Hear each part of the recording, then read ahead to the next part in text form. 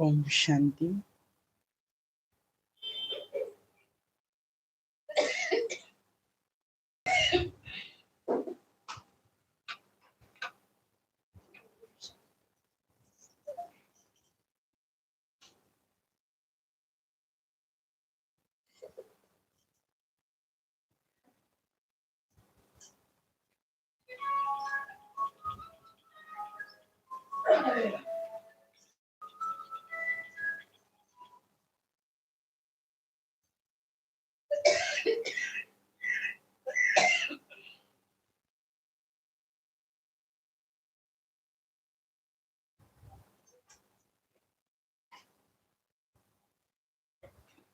तीन अगस्त बाप दादा सूक्ष्म वतन।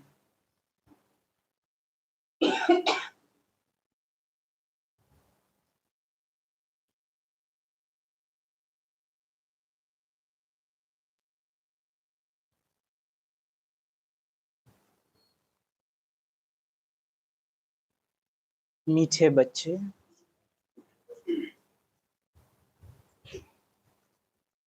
तुम सच्चे सच्चे राजऋषि राजयोगी हो। तुम्हें राजाई के लिए पवित्र जरूर बनना है।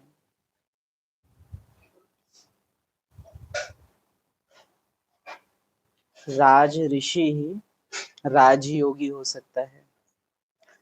राज ऋषि माना जिसके पास सब कुछ है लेकिन उसकी अवस्था ऋषि के जैसी है।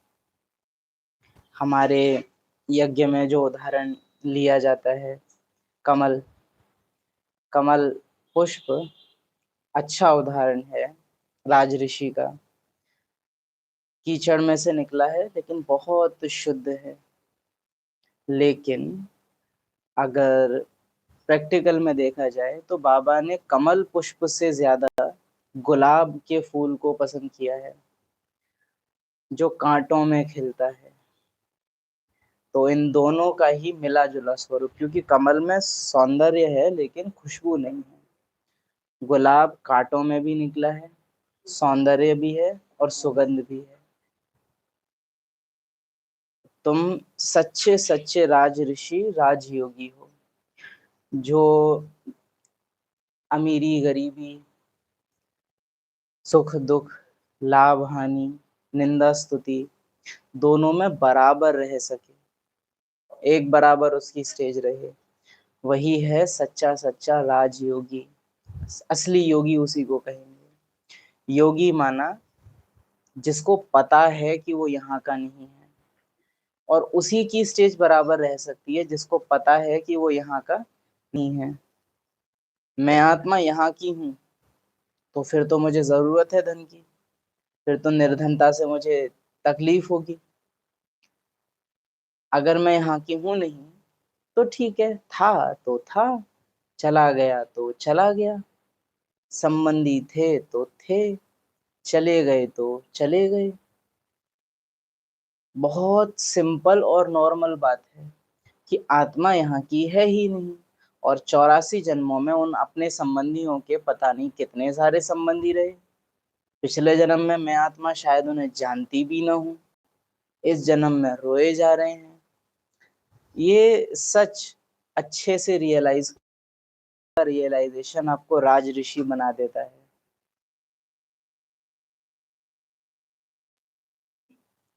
प्रश्न है, कौन सा अटेंशन राजाई के लायक बना देता है?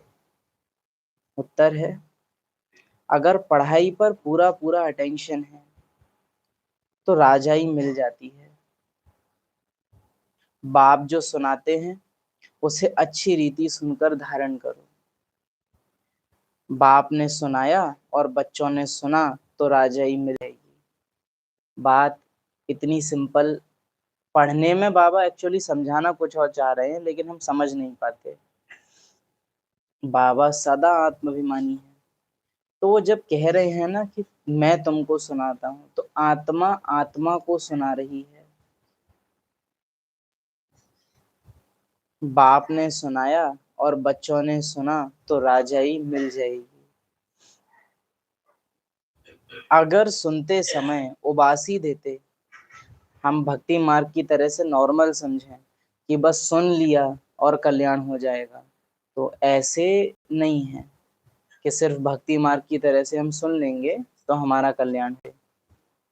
बाबा सुनावे और मैं आत्मा सुनूं तो कल्याण है। अगर सुनते समय उबासी झुटका खाते, बुद्धि भटकती तो राजाई गंवा देंगे। पर यहाँ पर स्कोप है, यहाँ पर मार्जिन है देह भान के लिए। राजाई गंवा देंगे ना, पद तो फिर भी है, ऊंच पद नहीं है, लेकिन सतयुग में तो आ जाएंगे। ये सुन के बड़ा आराम मिल जाता है देहभान को कि चलो पद नहीं मिलेगा कोई बात नहीं, राजाई नहीं मिलेगी कोई बात नहीं, आ तो जाएंगे कम से कम। वहां तो बाबा कहते हैं कि सब एक बराबर है। अगर सुनते समय उबासी देते, वजका खाते, बुद्धि भटकती तो राजाई गंवा देंगे। इसलिए पढ़ाई पर पूरा अटेंशन दो। तो सुनते समय उबासी झुटका बुद्धि भटकना ये बिल्कुल न हो। बुद्धि भटकने का अर्थ है मुरली में इंटरेस्ट न होना। हम आए हैं नियम पूरा करने, लेकिन मुरली में हमारी रुचि नहीं है तो बुद्धि भटकती है। उबासी और झुटका विकर्मों के बोझ की निशानी है कि कुछ तो ऐसा है जो नहीं करना चाहिए लेकिन लगातार कर रहे हैं, तो फिर उबासी और झुटका आता है।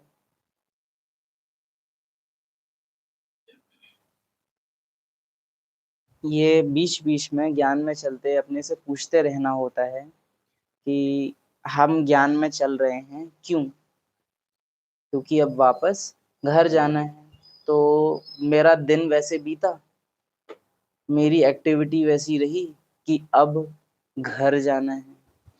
जहां मेरी दिन में एक्टिविटी वैसे होने लगती है, हम समझते हैं कि आप पहले जब मुरली में आते थे तब की स्टेज और अब की स्टेज में जो फर्क आया है, उसका आधार ये रहा होगा कि दिन में जैसे जैसे रूहानी एक्टिविटी, सूक्ष्म एक्टिविटी बढ़ती जाती है, अपने आप स्टेज मुरली क्लास में अमृत वेले सुधर जाती है। ऐसे अनुभव है ना। मुरली क्लास में सुनते हुए कोई भी तकलीफ आ रही है, आप मुरली को एंजॉय नहीं कर पा रहे हो, उमंग उत्साह नहीं आ रहा है, एक ही कारण, ये अभ्यास रहता है अमृत वेला वगैरह और जिसने ये अभ्यास नहीं किया गया। और जैसे आत्मिक स्थिति में मुरली सुनने में कल्याण है, आप ऐसे ना समझिएगा कि मुरली सुनने में ही कल्याण है। मुरली आत्मा सुने तो कल्याण है, लेकिन मुरली अगर देह भान ने सुनी है तो अकल्याण है, नुकसान होगा, क्योंकि वो मुरली केवल सुनने से सेटिस्फाई हो जाएगा। याद रखिएगा, संगम युग में संस्कार, उल्टे संस्कार बनाने से बचना है।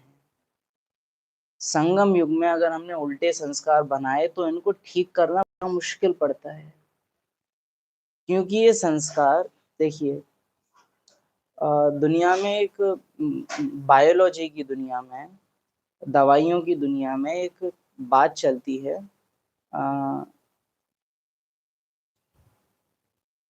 कुछ तो एक प्रकार होता है विशेष दवाइयों का, उनको कुछ कहा जाता है, जो आपके शरीर में जाते हैं, उनको इंजेक्ट किया जाता है, विटामिन मिनरल ऐसे करके कोई एक शब्द होता है, हम अभी भूल रहे हैं बस उसको, कि वो बॉडी में जाते हैं और आपका शरीर उनकी वजह से ठीक होता है। जैसे कोई दवाई खाई आपने, सिप्लॉक्स जैसे एक दवाई होती है, वो उसी टाइप की दवाई होती है जो बॉडी में जाके आपकी बॉडी को हील करना शुरू कर देती है। या पेन किलर होते हैं, वो भी उसी में आते हैं। पेन किलर तो फिर भी अलग है, लेकिन विशेष ऐसी दवाइयाँ जो शरीर में जाके आपके शरीर को हील कर देती हैं, स्पीड बढ़ा देती हैं बहुत ज्यादा ठीक होने की। लेकिन एक लंबे टाइम तक अगर आप उन दवाइयों को खाते रहो तो शरीर को उनकी फिर आदत पड़ जाती है और फिर वो असर करना बंद कर देती है। ऐसे ही अगर आपने एक बार संस्कार बना लिया देह भान में मुरली सुनने का, उसके बाद पहली बात तो मुरली असर नहीं कर रही है जो उसको करना चाहिए, दूसरी बात असर नहीं करेगी और उल्टा आपको झूठा एक संतुष्टता दे रही है कि मैंने मुरली सुनी, मैं ज्ञान में चल रहा हूँ, विनाश के लिए मेरी तैयारी हो रही है, मैं बाबा से प्यार करता हूँ, बहुत प्यार करता हूँ, मेरा तो एक बाबा दूसरा ना कोई। ये गलत फहमी बन रही है और ऐसा है नहीं। और फिर आप एक दिन मुरली में सो जाए, बिना मुरली सुने तो मेरा दिल नहीं लगा, मेरा तो दिल ऐसे ऐसे हो रहा था कि मैं जाके मुरली सुनूं। अरे भाई, आप रोज एक कुत्ते को भी रोटी डालते हो ना और 11वें दिन ना डालो, आपको याद आने लग जाएगी उस कुत्ते की। इससे इसका अर्थ ये नहीं है कि आपको उस कुत्ते से प्यार हो गया है, बात है कि तमो प्रधान मन को आदत है संस्कारों पे चलने की। ये शरीर बुद्धि को यूज करना नहीं चाहता है, ये वाला शरीर जो पतित तमो प्रधान है, इसको चाहिए पैटर्न, रोज एक जैसा काम करने की आदत हो। भारत में लोग बिजनेस कम खोलते हैं, नौकरी करना ज्यादा पसंद करते हैं, है ना? क्यों? बिजनेस में जो शरीर का पैटर्न होता है वो टूटता है, बिजनेस में आपका रूटीन एक जैसा नहीं रह सकता, उसमें बुद्धि रोज चलानी पड़ती है आपको, रोज। जबकि जॉब में क्या है, और नौकरी भी आप देखेंगे तो कैसी नौकरी पसंद आती है, जिसमें ज्यादा कुछ करना ना पड़े और तनख्वाह अच्छी हो।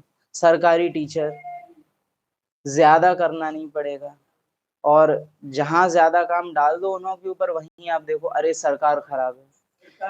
बस एक चीज कि प्राइवेट टीचर्स कितनी मेहनत करते हैं उनकी अपेक्षा गवर्नमेंट टीचर्स को देखा जाए तो पता चल जाए, और सैलरी में भी कितना डिफरेंस रहता है। एक सरकारी क्लर्क और एक प्राइवेट क्लर्क की मेहनत के बीच आप अंतर देखिए। तो ये तमो प्रधान पार्ट में हम सबको आदत है संस्कारों पर चलने की। सुबह उठे, बैठ गए, मुरली क्लास में आए, बैठ गए, पैटर्न पूरे हो रहे हैं बस, क्योंकि रोज कर रहे हैं तो आज भी करेंगे, ये संस्कार बन गए हैं। फायदा कुछ हो नहीं रहा, लेकिन झूठी तसल्ली रोज मिल रही है कि हम कर तो रहे हैं, कर तो रहे हैं। देखिए, कर तो रहे हैं तो भक्त भी कर तो रहे हैं, रोज लोटी चढ़ा तो रहे हैं, उनमें और आप में कोई अंतर नहीं है। बस तुक्के से ड्रामा प्लान अनुसार आपको ज्ञान मिल गया तो आप ज्ञान में वो चीज करने लग गए। ज्ञान की प्रारब्ध बनती तब है जब आप बुद्धि से, दिल से निर्णय लेके ज्ञान में चलो। ज्ञान में पल पल बुद्धि लगानी है, पल पल। आप शिव बाबा को ही देखो, ज्यादा किसी को नहीं, सर्वोच्च सत्ता है ना, उसकी एक मुरली मिले ना दूसरी से। साकार बाबा ना मिले अव्यक्त बाप दादा से। एक मुरली में कहेंगे पर्ची बांटो, दूसरी में कहेंगे इससे क्या फायदा, कोई पढ़े ना पढ़े। एक मुरली में कहेंगे माता पिता की सेवा करनी है, दूसरे में कहेंगे माता पिता काम विकार का लाइसेंस देते हैं, कलयुग में माता पिता होते ही नहीं है। क्योंकि सामने कौन बैठा है, तो ज्ञान बदल जाएगा। शिव बाबा का ज्ञान राम जैसा नहीं है, कृष्ण, वो शिव बाबा के चरित्र से ही बनाया गया है। धर्म समय और परिस्थितियां देखकर बदल जाता है, क्योंकि धर्म अर्थात जो उत्थान करे, अगर उठा नहीं रहा तो अधर्म है, भले बातें अच्छी हों। तो ये संस्कार बनाने से हमेशा बचना है, संगम युग में पैटर्न रिपीट करने से बचना है। और आपके किसी दिन मुरली मिस हो गई या योग मिस हो गया, और दिन भर में आपको वो आ रहा है बार बार कि अरे मिस हो गया, तो ये भी कोई निशानी नहीं है। तड़पना, तड़पना ही होता है, तड़पन अलग ही चीज होती है। जब आत्मा परमात्मा से जुड़ नहीं पाई, आप मजे से खाना खा रहे हो, मजे से टहल रहे हो, बात कर रहे हो, जहां थोड़े से फ्री होते हो तब पीछे से याद आने लगता है कि आज मेरी मुरली मिस हुई है, इसको कोई तड़पना नहीं कहते। तड़पना, माना कुछ अच्छा नहीं लगेगा उस दिन। आज मेरी मुरली मिस हुई है, बार बार वो अंदर से आएगी।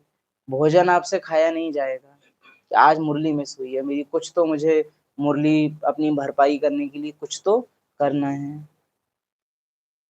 तो संस्कार बनाने से बचिए। और अपन कई बार ज्ञान में संस्कारों के तहत चल रहे होते हैं। चाहे योग में भी बैठना हो तो आप पाएंगे कि सेम संकल्प, सेम विधि से बैठते हैं।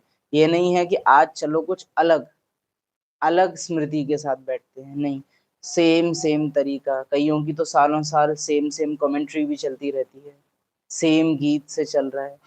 ऐसा ही रहती है, लगातार ऐसे करते रहेंगे, मतलब सेम करते रहेंगे, और खाने में भी अगर सेम तो उससे भी हो सकता बनाती है। और दूसरी बात यह है भाई कि ज्ञान माना 84 जन्मों के संस्कार को रिवर्स करना। तो अगर मैं कलयुग के जन्मों से निकल के द्वापर के जन्मों की तरफ बढ़ रहा हूँ तो मेरे में परिवर्तन आएगा। जड़ता, स्थिरता केवल तब आ सकती है जब कर्मातीत अवस्था के नजदीक हो जाऊं। जब मैं आत्मा अपने कलयुग और द्वापर के संस्कारों को क्रॉस कर लेती हूँ और त्रेता के संस्कार सामने आना शुरू होते हैं, त्रेता के गुण सामने आना शुरू होते हैं, तब आत्मा की स्टेज थोड़ी टिकने लगती है। वरना जब तक कलयुगी और द्वापर युगी संस्कार निकल रहे हैं और खत्म हो रहे हैं तब तक आत्मा की स्टेज कभी भी स्टेबल नहीं होगी। आज आपकी अवस्था बहुत अच्छी रहेगी, कल बहुत नीचे भी चली जाएगी।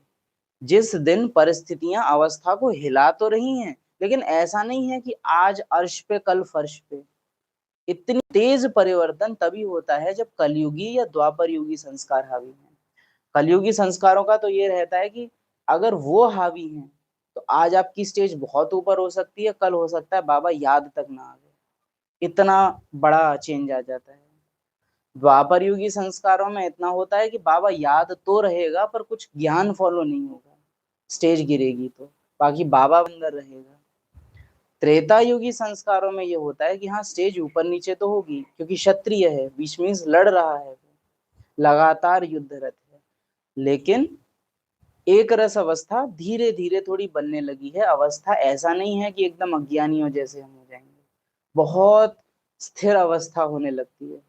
सतो प्रधान संस्कार जब आते हैं, सतयुग की स्टेज मेरी जब आती है, तब अवस्था एक रस, स्थैर्यम जिसको बाबा कहता है, ऐसी बनने लगती है। तो बड़ा देखना है कि मैं कहाँ चल रहा हूँ। अगर पूरे दिन में ऐसा टाइम निकल जाता है कि कोई अभ्यास करने की ललक अंदर से उठ नहीं रही है, क्या रहता है, जब तक आप तमो प्रधान में हो, आप अगर खुद से मेहनत नहीं कर रहे हो पुरुषार्थ करने की, आपका दिल आपसे कहने नहीं वाला कि पुरुषार्थ करो। क्योंकि तमो प्रधानता मीन्स जड़ता, जो जैसा चल रहा है वैसा चलने दो, इसको बोलते हैं तमो प्रधानता। जैसा चल रहा है वैसा चलने दो, नौकरी चल रही है चलने दो। यहाँ कईयों को आप देखेंगे नौकरी में टॉर्चर हो रहा है, होने दो, होने दो। सालों से चल रहा है, सैलरी बन गई है, थोड़ा बहुत झेलना पड़ रहा है, झेल लो, क्या जा रहा है। या भारत में तो विशेष होता है, आज तक परिवार में किसी ने तलाक नहीं किया, तुम कैसे ले सकते हो। अरे क्योंकि आज तक परिवार में सब मूर्ख थे, हम नहीं हैं। और आपके समय में होते भी नहीं थे, अब होते हैं, तब समय और था। आज तक आपकी परदादियों ने चश्मा नहीं लगाया था, आपने क्यों लगा लिया। अपन केवल उन परंपराओं को तोड़ना चाहते हैं जो अपन को फायदा पहुंचा नहीं पहुंचा रही, बाकी जो फायदा पहुंचाए वो परंपराएं हम बनी रहने देते हैं। तो परिवर्तन को स्वीकार करना, अपने पुरुषार्थ में भी लगातार परिवर्तन को देखते रहना कि चेंज हो रहा है कि नहीं हो रहा। जड़ता से बचना, एक जगह रुक जाने से बचना। सुनते समय उबासी झुटका, बुद्धि भटकी तो राजा ही गंवा देंगे, इसलिए पढ़ाई पर पूरा अटेंशन। और सिंपल है, यहाँ पढ़ाई पे रोज आपको नए होमवर्क्स मिल रहे हैं, नित्य नए नए राज आप सुन रहे हो। फिर पूरे दिन अभ्यास एक जैसे कैसे हो सकते हैं जब मुरली नित्य नहीं सुन रहे हैं, तो फिर अभ्यास के थ्रू अवस्थाओं में भी तो परिवर्तन आएगा ना। और दूसरी बात, अगर एक है कि मैंने अपनी बुद्धि से जज किया है कि आज हमको ये करना है, अच्छा है, अपने आप से अपने को होमवर्क देना भी अच्छा है, लेकिन ये याद रहे कि मैं आत्मा खुद से खुद को जब होमवर्क भी दूंगी ना, तो कुछ ना कुछ अपनी सहूलियत के हिसाब से ही दूंगी। लेकिन जब क्लास के थ्रू कोई एक कॉमन होमवर्क मिलता है, तो वो एक ऐसा होता है जो मेरी बुद्धि ने सोचा नहीं है। आप श्रीमत प्रमाण उसको कर रहे हो, वो बाबा के थ्रू आया है, आपको भी टच हो सकता है अगर अपनी स्टेज वैसी समझते हैं तो। लेकिन जब यहाँ से आपको होमवर्क मिलता है, तो आपको पहले से उसका कोई अंदाजा था नहीं, तो अंदर कोई माया तैयार बैठी नहीं है यहाँ इस अभ्यास में मुझे कैसे गड़बड़ करनी है ना। फिर उस अभ्यास को जब आप फॉलो करते हो, जैसे कल क्या था, 5 जगह, संगम युग का आदिकाल, हिस्ट्री, सतयुग, परमधाम, सूक्ष्म वतन और विनाशकाल, ये 5 जगह हमने देखी कि इनमें जाना है, तो गए थे। जाते थे, इतना पता है, जाते थे, और एक हुआ, एक दो पे रुक गए, तो फिर बैक हो गए, फिर शुरू किया। तो वहाँ बीच बीच में रुकना पड़ता था, पूरा नहीं हो पाता था, बीच बीच में रुकना पड़ता, लेकिन ये गड़बड़ हो।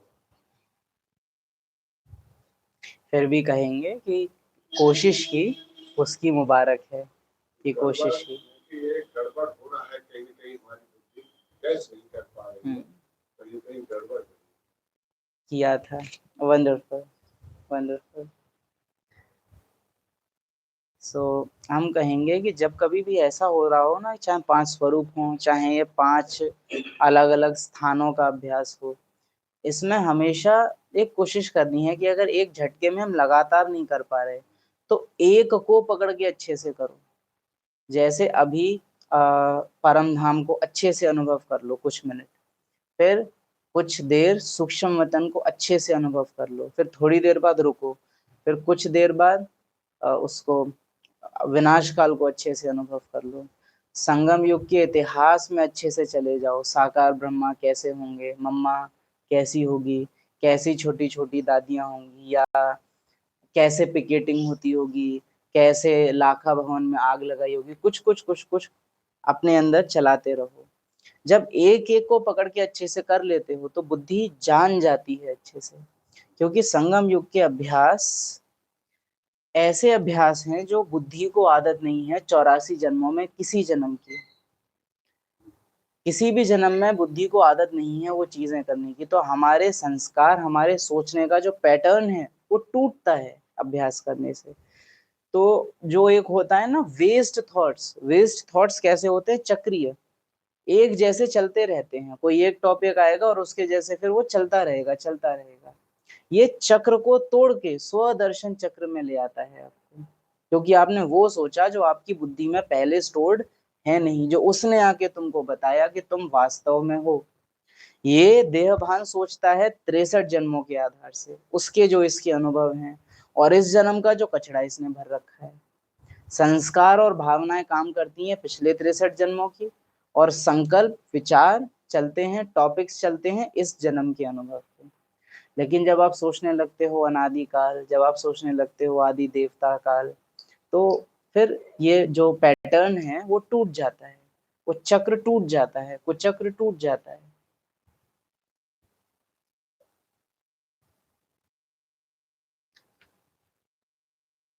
और इसमें सबसे ज्यादा जो मददगार होते हैं वो होते हैं, एक तो परम धाम का, दूसरा विनाश का। क्योंकि न विनाश मुझ बुद्धि, मेरी बुद्धि को देखने की आदत है, और ना परम धाम का अनुभव करने की इस बुद्धि को आदत है। संगम युग में आप जो कुछ कर रहे हो उन सब का आधार एक ही है, संस्कारों के पैटर्न को तोड़ना, अब तक जो करते आए हैं वो न करना। यही है संगम युग की बड़े ते बड़ी प्रारब्ध, बड़े ते बड़ा पुरुषार्थ, कि अब तक जो किया है वो न करना।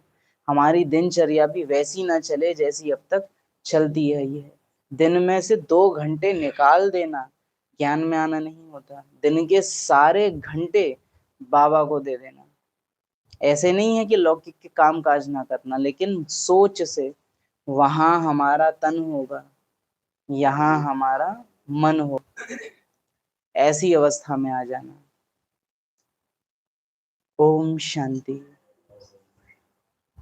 अभी आप मुरली भी सुनेंगे तो आप पाएंगे कि जिनकी बुद्धि चली जाती है कहीं, तो उनको आदत है रोज वो जाती होगी।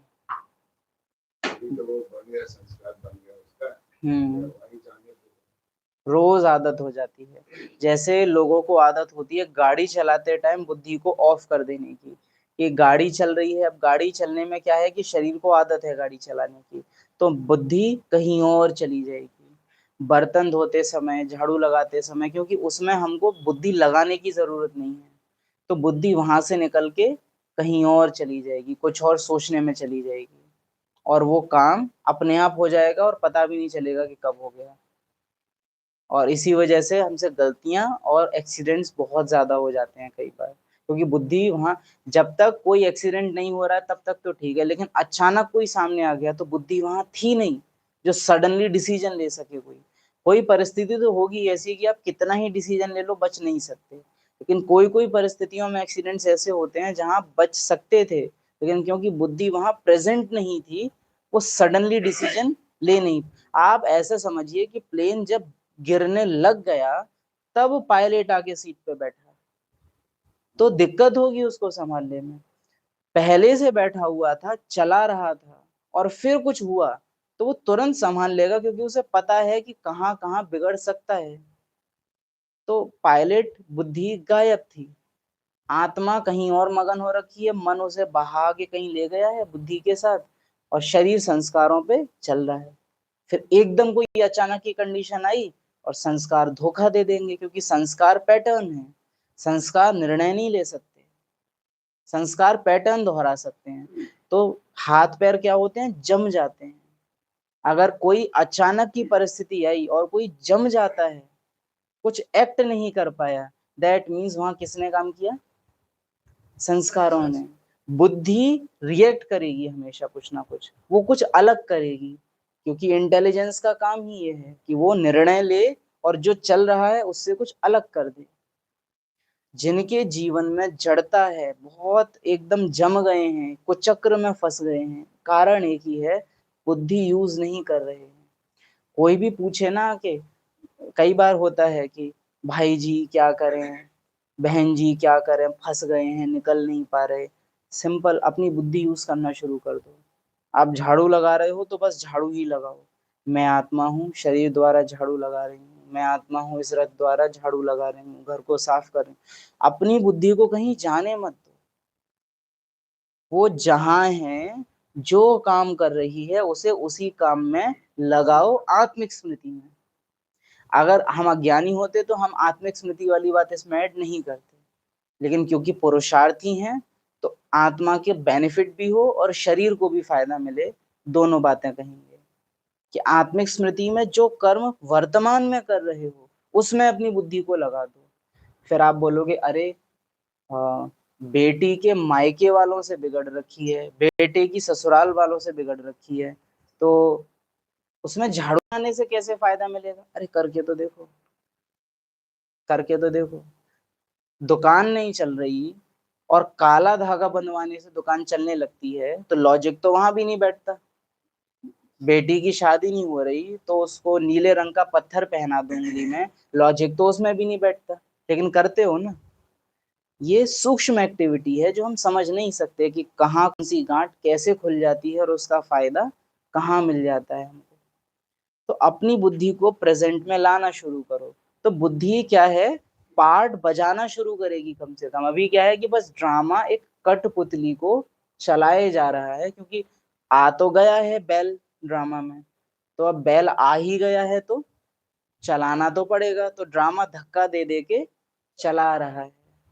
लेकिन जब आत्मा जाग जाएगी और पार्ट बजाना शुरू करेगी, तो फिर ड्रामा भी देखता है कि अच्छा चैतन्यता आ रही है इस कठपुतली में, कुछ जाग रहा है, तो अपॉर्चुनिटीज मिलती हैं। आप केवल एक कठपुतली के माफिक नहीं रहते हो। और आपके नयन चैन भी बदल जाते हैं जब बुद्धि प्रेजेंट में रहने लगती है। तो बहुत जरूरी है ये। लास्ट समय में भी आप ये देखिएगा, कॉन्शियसली यानी चैतन्य रूप से सब्जी काटना, झाड़ू लगाना, बर्तन साफ करना, विनाश काल में भी जब अचानक की परिस्थिति सामने आएगी, क्योंकि आपकी बुद्धि चलती थी, आदत पड़ गई थी उसे वर्तमान में रहने की, अचानक की कंडीशन में कोई परिस्थिति सामने आएगी, आदत है कि संस्कार एक्ट ना करें, बुद्धि एक्ट करे, बुद्धि के एक्ट करने का संस्कार बन गया है, तो बुद्धि साथ नहीं छोड़ेगी, क्योंकि आदत पड़ चुकी है हर जगह बुद्धि लगाने की। और हर जगह बुद्धि लगाने के कारण संस्कार भी कैसे बन जाएंगे? सतो प्रधान, क्योंकि श्रीमत मिल रही है सतो प्रधान, तो बुद्धि क्यों ना लगाए? आप श्रीमत इसलिए नहीं फॉलो कर पा रहे हो कि मुश्किल है, नहीं, पुराने संस्कार जब काम कर रहे हैं, बहुत सूक्ष्म आलस और बहुत बड़ा आलस होता है ये, कि जैसे सोच रहे हैं वैसे ही सोचते रहें, जैसे अमृत वेला होता आ रहा है वैसे ही करते हैं, जैसे मुरली क्लास सुनते आ रहे हैं वैसे ही सुनते रहें। अभी की कंडीशन में कौन स्वीकार करेगा कि अचानक से मेरा पार्ट लौकिक से खत्म होके सेंटर आ जाए? और कोई ऐसा नहीं कह रहे कि इसी जगह पे कोई एक अलग जगह कोई बिल्डिंग बन जाए या कहीं एक झोपड़ी पड़ जाए और सब ब्राह्मण वहां रहने लगे, अचानक से ये हो जाए, आप चाहेंगे कि ऐसा अचानक से हो? अभी की कंडीशन वो चाह लेंगे जिनको लौकिक से दुख मिल रहा हो, आप जैसे चाह लोगे इस कंडीशन में, क्योंकि प्रॉब्लम है वहां से। लेकिन जैसे आपका लौकिक में सब ठीक है, कोई बहुत दुख नहीं आ रहा, आपका जैसे ठीक चल रहा है, आपका ठीक चल रहा है, तो नहीं करेगा कि क्यों? नहीं, थोड़ी बहुत खिटपिट आ रही तो वहां पे आपस में मिलके करें, हाँ भाई थोड़े बहुत आप स्वीकार करेंगे, जानते हैं झाटकू हो, आएगा मौका, आएगा, ड्रामा सब कठपुतलियों को एक जगह लाएगा ही। क्यों? क्योंकि वहां आराम है, सेंटर आएंगे तो पैटर्न टूटेंगे, क्या पता कब टाइम उठना हो रहा है, कब टाइम सो, घर पे हमको आदत है रोज दोपहर में सोने की, सेंटर पे ना मिले, घर पे आदत है रोज मन के हिसाब से बनता है, मधुबन में रोटी एक साथ बनी हुई मिलती है, तो सेंटर पे भी फिर ऐसे ही होगा, बना किसी टाइम नहीं भी बनना, नहीं है भाई अनाज, लौकिक में सब मिल रहा था आराम से, तो जो चक्रीय संस्कार बने हुए हैं तमो प्रधानता के, वो टूटेंगे, तो कौन चाहेगा अचानक का परिवर्तन? दादियों और आदि रत्नों के साथ यही एक मेन डिफरेंस है, ड्रामा उनके साथ अचानक बहुत कुछ बदल दे रहा है।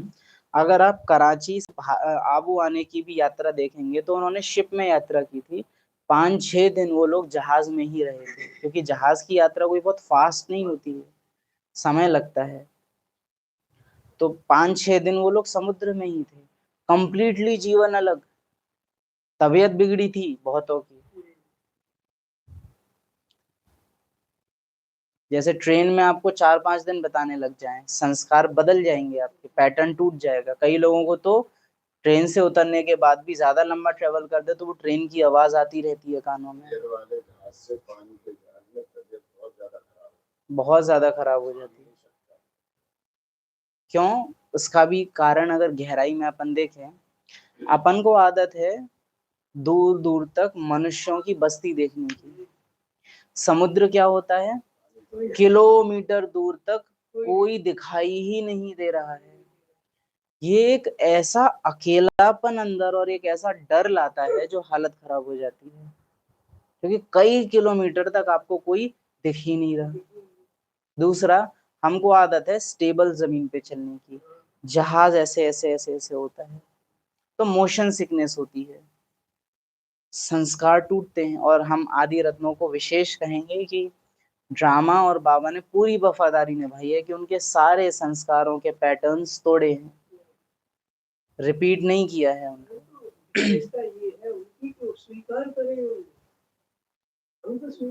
स्वीकार नहीं कर रहे जब भी तो हो रही है। 50 में आए, 1 साल बेगरी पार्ट चला तो थोड़ी आदत पड़ी वहां रहने की भी, तो 51 में फिर सेवाओं के लिए भेज दिया। फिर सेवाओं में थोड़ा एक सेंटर बनाया, वहां आदत पड़ी सेंटर पे रहने की, फिर अब दूसरी जगह जाओ बच्ची। फिर भारत में से चलो आदत पड़ गई, अब विदेश जाओ बच्ची। तो फिर विदेश में सब सही चल रहा है, बाबा अव्यक्त हो गए, मम्मा अव्यक्त हो गए, ऐसे ऐसे ऐसे ऐसे ऐसे। अच्छा दादी गुलजार, रथ डिक्लेयर हो गई, मैं कौन, भगवान का रथ। अभी भगवान का रथ, बाबा गया, अगले दिन दिल्ली जोन जाना है सेवा पे। वरना अपन तो अगर डिक्लेयर हो, आईएएस एक बार डिक्लेयर हो जाए तो वो बन ही जाता है आईएएस, फिर वो अच्छे से ही बन जाता है। फिर वो माँ नहीं रहता, बाप नहीं रहता, पति भाई नहीं रहता, वो आईएएस ही है फिर हर जगह। समझ रहे हैं ना क्या कहना, वो हर जगह फिर आईएएस बन जाता है। दादी गुलजार, चैरियट ऑफ गॉड, सृष्टि की 2 सर्वोच्च सत्ताएं उसके अंदर आ रही हैं, और कितनी ओबीडियंट है। तुमने कहा ना कि दादी बैठ जाओ तो मैं बैठ गई, तुमने कहा ही नहीं उठने को। दिमाग घूम जाता है जब सोचते हैं कि इतना ओबीडियंस और चैरियट ऑफ गॉड। और ऐसा नहीं है कि वो भोलापन है, उसको पता है कि भगवान का रथ होने का मतलब क्या होता है। ऐसा नहीं है कि बुद्धि नहीं है, बहुत है, लेकिन उस बुद्धि में अहंकार नहीं है। वैसा चल रहा हो। तो निरहंकारी, अपने ये जो संस्कारों का पैटर्न है इसको तोड़िए, एक जैसा दिन बिताना बंद कीजिए। और ये अभ्यास जो आपको मुरली क्लास से मिलते हैं, रोज की मुरली, उसी को तोड़ने का साधन है। यही है मुक्ति। मुक्ति माना एक जैसे रोबोट कि रोज एक जैसा काम कर रहा है, उससे बाहर आके चैतन्य मनुष्य आत्मा बनना। सतयुग में लाइफ एक जैसी नहीं चलती है देवताओं की, दिन ब दिन राज्य बढ़ रहा है, नई नई जगहें बन रही हैं, नए नए काम हो रहे हैं, रोज नया नया नया है देवताओं के लिए। कलयुग में आगे जीवन में बड़ी जड़ता है, रोज 9 to 5 की जॉब, रोज रात को आके खाना खाना, और एक बार दिन में लड़ाई करनी है, फिर मारपीट करनी, फिर सो जाना, और फिर अगले दिन वही पैटर्न फिर रिपीट करना। यहाँ बहुत जड़ता है। हम चाहते हैं जीवन एक जैसा चले, और ड्रामा परिवर्तनशील है, इसीलिए द्वंद्व होता है बहुत ज्यादा। तो इस जड़ जड़ीभूत अवस्था से हम बाहर आए। रूहानी बाप रूहानी बच्चों प्रति समझा रहे हैं, तुम अभी महात्मा व राज ऋषि हो। महात्मा अर्थात पवित्र महान आत्मा। बाप ने समझाया है, भारत जब पतित बनता है, रावण का राज्य होता है, तो धरनी हिलने लगती है, सोने के महल आदि सब नीचे चले जाते हैं। महलों आदि को कोई लुटा थोड़े ही सकता, वह तो सिर्फ मंदिरों को लूटा है, महलों को कोई लूट नहीं सकता, मंदिरों को लूटा है।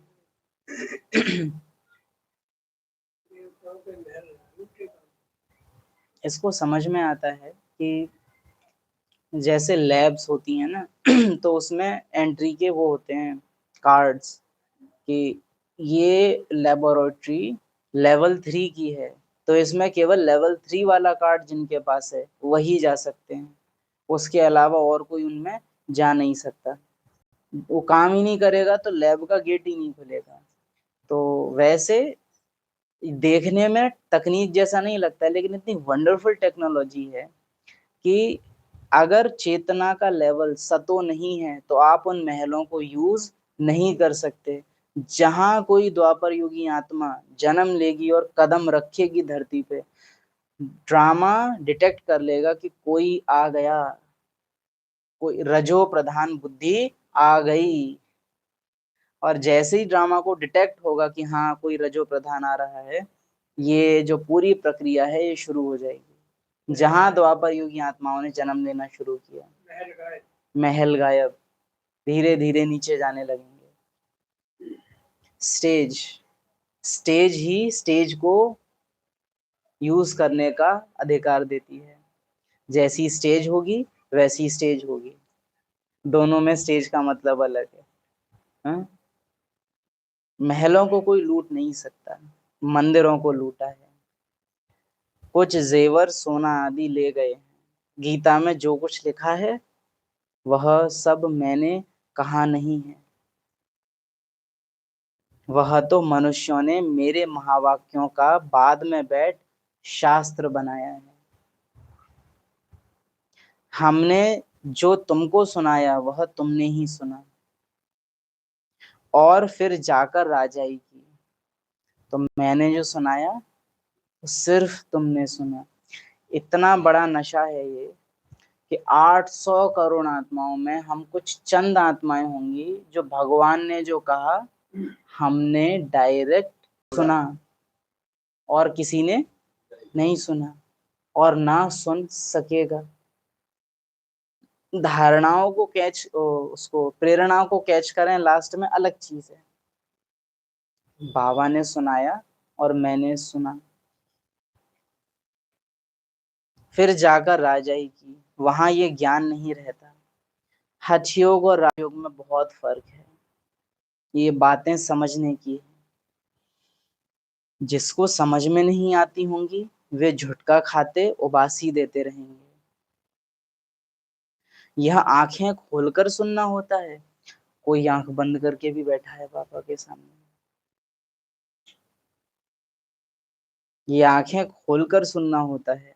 झुटके खाते रहेंगे या बुद्धि बाहर भटकती रहेगी तो वह राजधानी को पा न सके।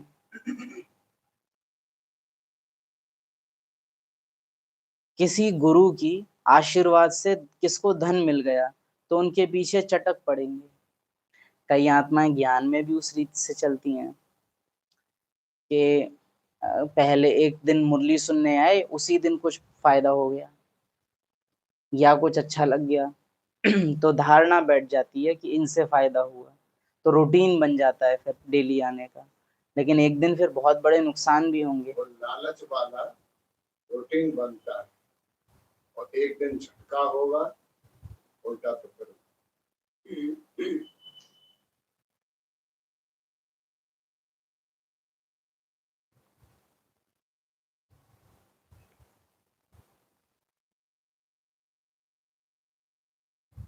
कई आत्माएं थी ट्रांसफर के दौरान, और आबू पर्वत में जब ट्रांसफर हुए उस दौरान कई बीमार हुए, कई ठीक भी हुए, लेकिन कईयों का शरीर भी छूटा।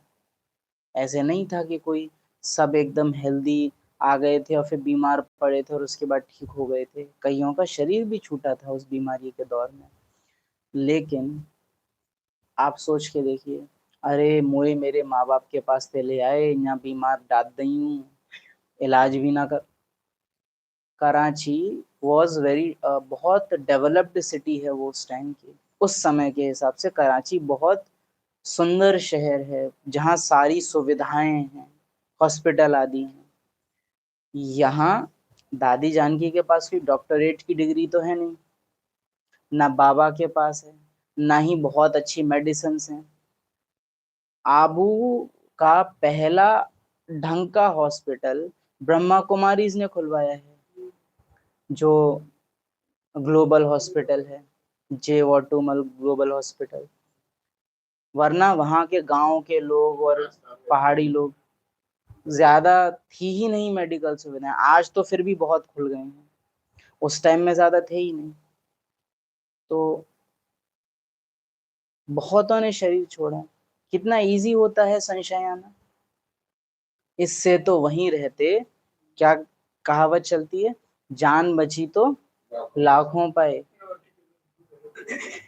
और जान तो नहीं बची। भगवान का बनने में तो नुकसान ठहरा, शरीर छूटा। लेकिन निश्चय उन आत्माओं में इतना रहता था कि शरीर छूट रहा है तो भी कोई अंदर से शिकायत, तकलीफ है, लेकिन बाबा के प्रति अनिश्चय नहीं है। लेकिन हाँ, उन आत्माओं को देख देख कर जो जाने वाले थे उनके अंदर बहुत संशय आ गया कि बाबा तो बचा ही नहीं पा रहे। वैसे तो ये कहने को भगवान ने कम से कम जादू ही हो जाता कि बाबा ने पानी पिलाया और सब सही हो गए।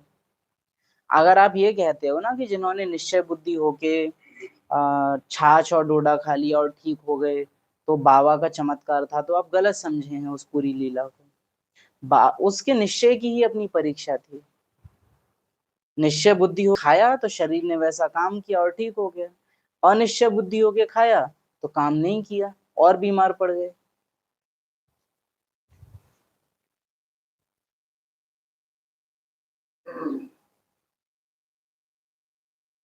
हठ योग और राजयोग में बहुत फर्क है, यह बातें समझने की है। जिसको समझ में नहीं आती होंगी वह जुटका खाते उबासी देते रहेंगे। यह आंखें खोलकर सुनना होता है। झुटके खाएंगे, बुद्धि बाहर भटकेगी तो राजधानी पा न सके। किसी गुरु की आशीर्वाद से किसको धन मिल गया तो चटक पड़ेंगे, फिर देवाला निकला तो कहेंगे खुदा की भाभी। बच्चा मिला तो खुशी होगी, अच्छा 10-12 दिन के बाद मर गया तो कहेंगे ईश्वर की भाभी। इनको जिंदा करना हमारे हाथ में नहीं है। विकार में जाने वाले का मुंह ही पीला हो जाता है। खुद ही समझते हैं हमने ये क्या कर दिया। बाप कहते हैं बच्चे इस विषय गटर में मत जाओ, यह तुमको आदि मध्य अंत दुख देने वाला है। यज्ञ में कई ऐसी माताएं रही हैं, कई जिनका लौकिक बहुत संपन्न है, लेकिन बाबा ने किसी सेंटर का इंचार्ज बना दिया। जैसे हमको याद आती हैं तो ब्रिज मोहन भाई की ही लौकिक मदर थी, कौर करके कुछ नाम था उनका। उनको बाबा ने मथुरा में कोई एक गीता पाठशाला ओपन कराई और उसका निमित्त बनाया और वहीं तक वो सेवा करती रही। लास्ट तक भी वो बीमार रहती थी तो ब्रिजमोहन भाई ने बोला कि चलो हम आपको दिल्ली ले चलते हैं, वहां इलाज करना और घर में रहना। नहीं, बाबा ने मुझे इस स्थान के निमित्त बनाया है, मैं यहाँ से कहीं नहीं जाऊंगी। और जब तक वो शरीर चल सकता था वो शरीर में वहां सेवा की। वरना कितना इजी होता है कि अरे मेरा आरामदायक मकान, सब सेवा करने वाले नौकर चाकर, में क्यों यहाँ फंसे हैं। लेकिन निश्चय बुद्धि की निशानी ही कुछ बाबा ने कहा है। और जब ड्रामा हमसे हमारे आराम छीनेगा ना, उस टाइम हमारी भी ये परीक्षा आएगी कि अब भी बाबा से प्यार है। क्योंकि बाबा के होने का फायदा दिखेगा नहीं, बैज लगाने का फायदा दिखेगा नहीं, उल्टा नुकसान दिखेगा। ऐसे में भी आपका निश्चय बना रहे।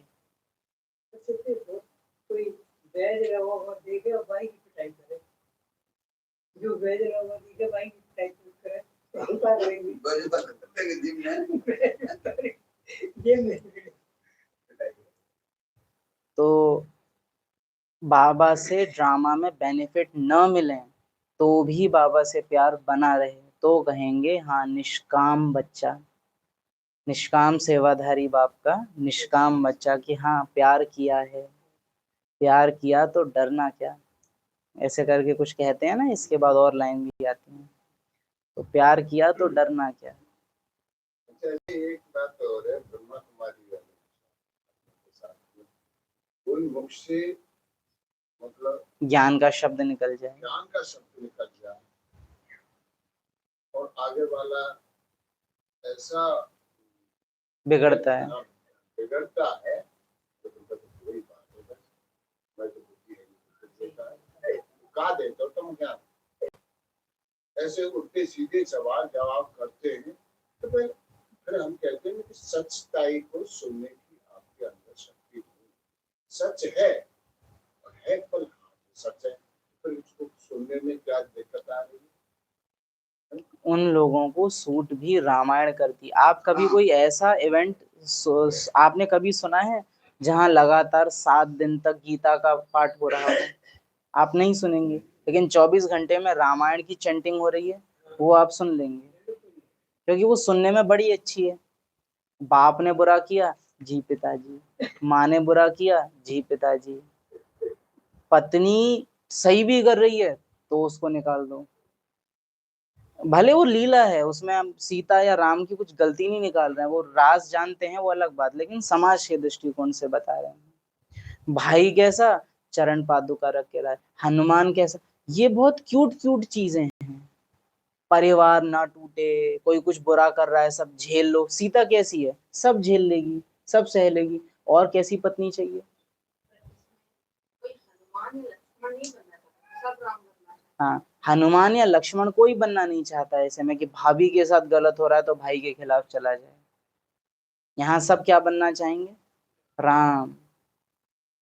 सबसे बड़ी बात है ब्रह्मा कुमारी वो बिल्कुल बड़ा और जाओ मतलब काम अच्छा कर रहे हैं। और पराये घर से आई है ना, जिनको यहाँ दूसरों में पराया घर देखता है, बाबा कहेगा अच्छा पराई दुनिया से आई है आत्मा। जब हमें ये संसार के संस्कार ज्यादा हावी रहते हैं तो फिर संस्कार की जो बुराइयां हैं, पता है कई ब्राह्मणों के अंदर क्या है, उनको ये दुनिया बुरी लगती है। हम जानते हैं ऐसी कई आत्माओं को कि हम जानते हैं कि उनको बाबा से प्यार भी है, उनको ये दुनिया बुरी भी लगती है, लेकिन उस दुनिया की कुछ चीजें हैं जो उन्हें अच्छी लगती हैं। जैसे हम एग्जाम्पल ले लेते हैं, फोन अच्छा लगता है, टेक्नोलॉजी है अच्छी लगती है, विकार अच्छे नहीं लगते और ना वो उस तकनीक से विकारों को भोगना चाहते हैं, लेकिन टेक्नोलॉजी पसंद है बस, है ना। मूवी देखना अच्छा लगता है, विकारी नहीं, विकारी के अलावा और भी और तरह की मूवीज होती हैं, लेकिन वो देखना पसंद है, विकार नहीं पसंद है। काम विकार कतई पसंद नहीं है, क्रोध भी बिल्कुल अच्छा नहीं लगता, अहंकार भी नहीं है। लेकिन इस दुनिया का कुछ भी, एक चम्मच भी अगर आपको अच्छी लगी तो पैकेज है पूरा। हाँ, प्याज लहसुन नहीं खाना है, लिटरली दिल से नफरत है, लेकिन आइसक्रीम खा सकते हैं क्या? आइसक्रीम तो पानी है। आइसक्रीम तो पानी, जमा हुआ पानी, बर्फ है। आइसक्रीम तो खा ही सकते हैं। बाजार की मिठाई घर पे बना उसे क्या दिक्कत है? इसमें हाथ नहीं लगा है, मशीन मेड है। बिस्किट मशीन से बनता है ना वो तो। भाई दिक्कत है कि पैकेज है वो पूरा माया रावण का। If you choose one you will get all, वो सब आएगा आपको। फिर ये नहीं होगा कि आप खाली इतना ले लो बाकी और सब चीजों से बचोगे, नहीं, वो पूरी चेन है, वो पूरी चेन है। जैसे यहाँ आपने पहले दिन का कोर्स किया, मैं आत्मा हूँ, तो उसके साथ अब पूरी चेन है, कहाँ रहने वाली हूँ, ड्रामा में कैसे आई, किस किस की मैं हूँ, तो पूरी चेन है। वैसे ही अगर आपको पुरानी दुनिया का कुछ भी पसंद है तो पूरा पैकेज अपने साथ लाएगा, एक के बाद एक, एक के बाद एक, एक के बाद एक। तो इसलिए बाबा बोलते हैं बेहद की वैराग्य, बेहद की वैराग्य, कुछ भी नहीं चाहिए इस पुरानी दुनिया का। बाप कहते हैं बच्चे इस विषय गटर में मत जाओ, यह तुमको आदि मध्यांत दुख देने वाला है, इसमें न पड़ो, कसम उठाओ कि हम विकार में कभी नहीं जाएंगे। हम बहुत प्रैक्टिकल अप्रोच के साथ बोलते हैं भोजन की धारणाओं को लेकर के। हो सकता है आपका शेड्यूल बहुत बिजी हो, आप जॉब करते हैं और आपके लिए सारी धारणाएं भोजन की फॉलो कर पाना कभी कभी थोड़ा मुश्किल हो जाता है, और आपकी अपनी कोई आसक्ति नहीं है, लेकिन कभी कभी इतनी बिजीनेस के कारण आप कुछ मार्केट के आइटम, जैसे मान लो अचार है, हमने अचार यूज कर लिया, आप कर लेते हो। बाबा या भोजन की धारणा में बाबा ये नहीं देखेगा कि अरे इसने अचार कैसे खाया बाजार का।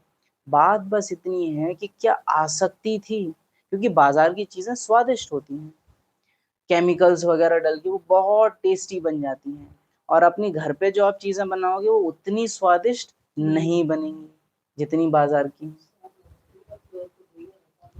प्योर वही है, लेकिन प्योर किसको चाहिए? टेस्ट चाहिए।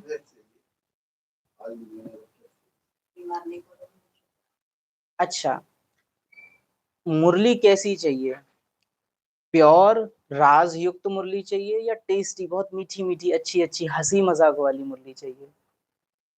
आप सबकी तो खैर अलग आदत पड़ गई है, बट नॉर्मली आप पूछो। अव्यक्त बाप दादा की 3 घंटे की मुरली सुनना कोई पसंद करेगा या शिवानी दीदी का 1 घंटे का लेक्चर? क्योंकि सुनने में क्यूट क्यूट गुड्डी गुड्डी अच्छा अच्छा लगता है सुनने में।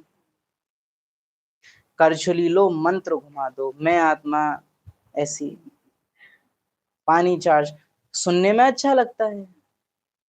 अव्यक्त बाप दादा बोल रहे हैं जीते जी मर जी वाह, फायदा भी बात है, वो फायदा भी खाए, जीते जी मर जाओ। अव्यक्त बाप दादा बहुत बोरिंग है, स्लो स्लो बोलते हैं, धीरे धीरे, बहुत धीरे धीरे बोल के फिर रुक जाते हैं, अब पता नहीं कब बोलेंगे। मुरली में किसी भी मुरली में ये नहीं कहा गया बाबा ने कि ऐसे पानी चार्ज करके। हाँ वो तो खैर एक अलग चीज है, अलग चीजें हैं। तो हमको ये देखना है कि धारणाओं का अर्थ वास्तव में धारणाओं से नहीं परंतु आसक्तियों को खत्म करने से है। और मदद मिलती है परिस्थिति आने पर भी। अगर आप कुछ भी बाहर के आइटम यूज नहीं कर रहे हो और कुछ चीजें यूज करनी भी पड़ रही हैं तो अनासक्त वृत्ति से कर रहे हो, केवल परिस्थिति के कारण, ज्यादा टाइम तक बाबा वो करने नहीं देगा। ड्रामा हेल्प कर देता है क्योंकि आसक्ति नहीं है।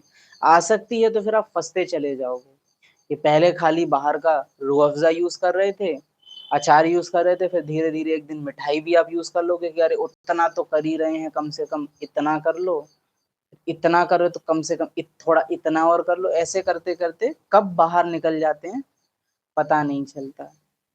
और दूसरी बात, अगर धारणाओं मर्यादाओं का आपको अपने जीवन में दिख नहीं रहा, कुछ बेनिफिट नहीं मिल रहा, कुछ आत्मिक उन्नति नहीं हो रही है, तो भी धारणाएं ज्यादा लंबे टाइम तक चलती नहीं है, या धारणाएं अहंकारी बना देती हैं। ईगो आ जाएगा आप में बहुत, हम पवित्र रहते हैं, हम किसी के हाथ का नहीं खाते। एक डिफरेंस बताते हैं बस कि धारणाओं के स्वरूप हो या धारणाओं के अहंकारी हो। आप हमारे घर आए, मैं लौकिक हूँ, मैंने चाय बनाई, आपने कहा जी हम पीते नहीं हैं, बाकी हमने आपका याद प्यार स्वीकार किया, आपने हमारे लिए इतना किया, बहुत शुक्रिया, बाकी हम पीते नहीं हैं। जो भी कारण आप बताना चाहो, बहाना तो बहाना, या कोई रियल रीजन बताना है योग युक्त ज्ञान युक्त तरीके से तो वो बता दिया। दूसरा है, मैं अपनी बेटी के हाथ का भी नहीं पीता हूँ, हम अपनी बहू के, पवित्र है लेकिन हम उसके हाथ का भी नहीं पीते हैं। तो वो दिखता है कि कहाँ ईगो ने कहा, इतने साल से हमने, ईगो स्पीक्स, ये अहंकार ने कहा। दूसरा वाला स्वाभिमान ने कहा कि न दूसरे को कुछ बुरा लगा। कई आत्माएं धारणाओं में ऐसी होती हैं कि दूसरों को देख के डर लग जाता है कि इस ज्ञान में चलने वाले ऐसे होते हैं जी, हमें नहीं चलना जी, ज्ञान तो अच्छा है लेकिन धारणाएं ठीक नहीं है आपकी, हम नहीं चल। कई मिले हैं प्रैक्टिकल अनुभव में कि उनको ज्ञान अच्छा लगता है लेकिन वो कभी सेंटर क्यों नहीं आए, क्योंकि उन्होंने अपनी लौकिक में कोई ताई, किसी की बुआ, किसी की फूफी देख ली, किसी के जिया जी देख लिए कि वो ऐसे अड़ियल हो गए थे।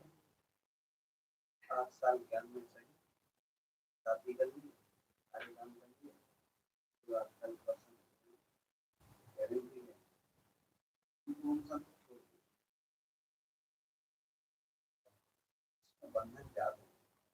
अच्छा,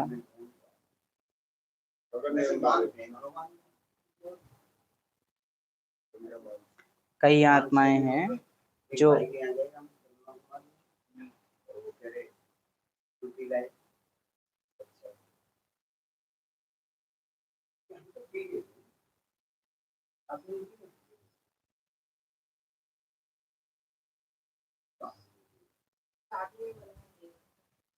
हाँ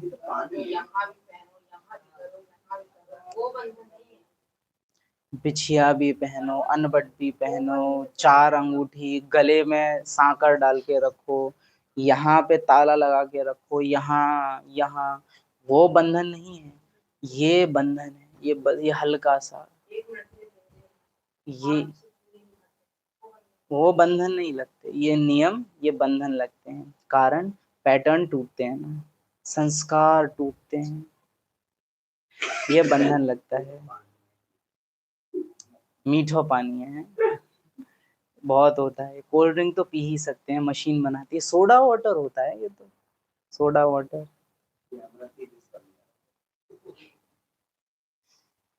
तो विषय विकार में जाने वाले का मुंह पीला हो जाता है। बाप कहते हैं कभी न जाओ, यह तुमको आदि मध्य अंत दुख देने वाला है, इसमें न पड़ो। कसम उठाओ कि हम विकार में कभी नहीं जाएंगे। अच्छा, आप गोपाल भाई ये बात आई।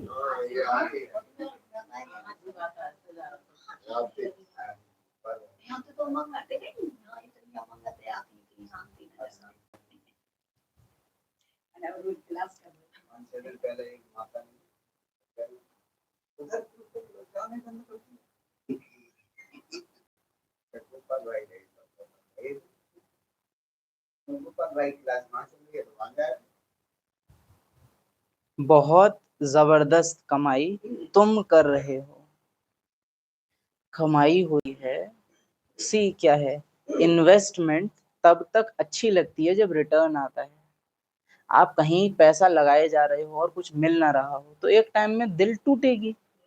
लेकिन दिक्कत यह है कि आप रोज नाली में पैसा डाल रहे हो और आप बोलोगे मैं इन्वेस्ट कर रहा हूँ। और बात था कि जो डब्बा था जिसमें पैसा डालने से 10 गुना बढ़ता, वो नाली के जस्ट ऊपर लगा हुआ था और आप अंधे थे, नींद में देख नहीं पाए क्योंकि झुटका आ रहा था ना मुरली में, तो डब्बे में जाने के बजाय वो नाली में गिर रहा था। अब आप रोज घर आके गिनते तो हो कि इतना कर रहे हैं, इतनी धारणा पे, लेकिन वो जहां जाना चाहिए था वो जा ही नहीं रहा है।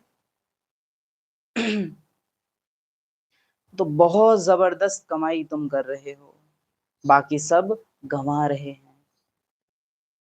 भल कोई के पास पदम है, बड़े बड़े महल बना रहे हैं, लाखों रुपए खर्च करते हैं, तुम समझते हो वह सब वेस्ट ऑफ टाइम। नहीं समझ पाते। हाँ, हमारा इतना बढ़िया है, बना रहे हैं, सुख है, हमारे पार्ट में ना है।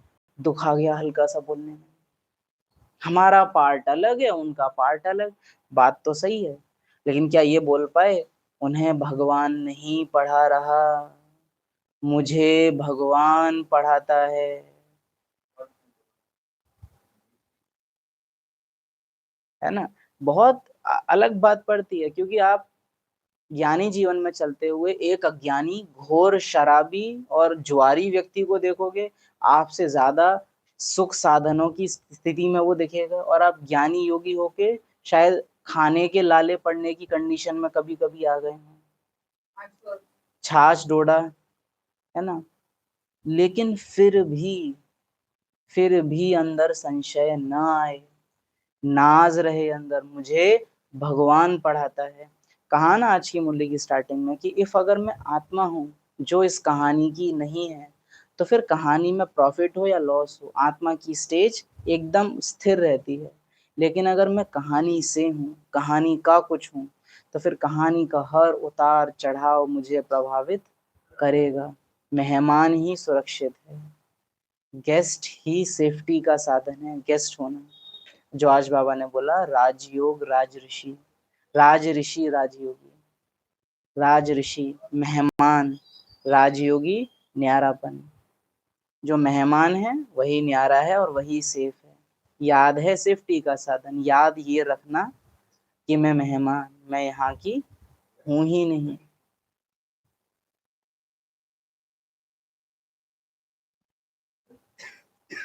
लौकिक पहले भी कई बार हालांकि कहा है, परंतु टॉपिक है तो कह रहे हैं कि अचानक से किसी ने आके बोला कि तुमने हमारे लिए किया ही क्या है, और फिर अचानक से भोली हटे और राजवती पीछे से बोल, अच्छा ये मकान कहाँ ते बन जातो, या ये कहाँ ते है जातो अगर मैं ना करती तो जहां लौकिक का कुछ कहना हुआ और पीछे से पुरानी पहचान जाग गई।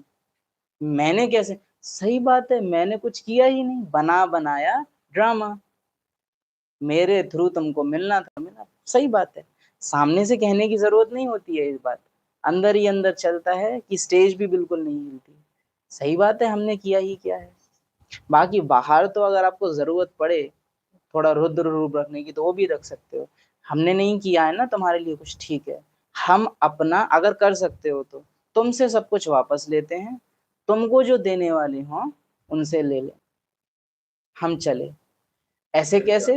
जीव जैसे हिल गई वैसे। इतना प्रैक्टिकल भी एक ब्राह्मण हो सकता है, ये याद रखिएगा। आज मुरली में क्या टॉपिक चला है? बुद्धि। मेन टॉपिक रहा है आज की क्लास का। ब्राह्मण माना अभी अभी सालों की बनी बनाई चीजों को ऐसे तोड़ दे। सालों से था जो तुम कईयों को पाल रहे थे, आज एहसास हो गया गलत है, एक सेकंड में उस गलत को पलट के रख दे। तो ये नहीं, अरे कहाँ जाएंगे बेचारे दुखिया, जीप कैसे चला रहे हैं बेचारे दुखिया। उस समय क्यों नहीं सोचते कि हमारे बोलने का परिणाम, क्योंकि उन्हें पता है कि ये ऐसा कुछ नहीं करेंगे। आप दुर्योधन की हिम्मत को कम समझते हो? भीष्म इतनी पावरफुल अथॉरिटी है कि देवताएं उसके आगे युद्ध नहीं कर सकते, डरते हैं देवताएं उसके आगे आने से। सीन आता है कि भीष्म धनुष तान के खड़े हो जाते हैं कि सूर्य मेरे सामने आओ और मुझे जवाब दो कि मेरा भाई कैसे मारा गया। विचित्र वीर्य की मृत्यु हुई थी, बहुत पहले की स्टोरी है वो, पांडवों के जन्म होने से भी बहुत पहले की स्टोरी। और डर के सूर्य सामने आ जाते हैं कि अगर सूर्य खत्म हो गया तो पृथ्वी खत्म हो जाएगी, शांत हो जाओ भीष्म। इतनी पावरफुल अथॉरिटी, और उसके सामने जो दुर्योधन कुछ भी नहीं है। आप शस्त्र नहीं उठा सकते, क्यों? कि बुद्धि ने काम करना, संस्कारों में प्रतिज्ञाओं में बुद्धि बंध गई है।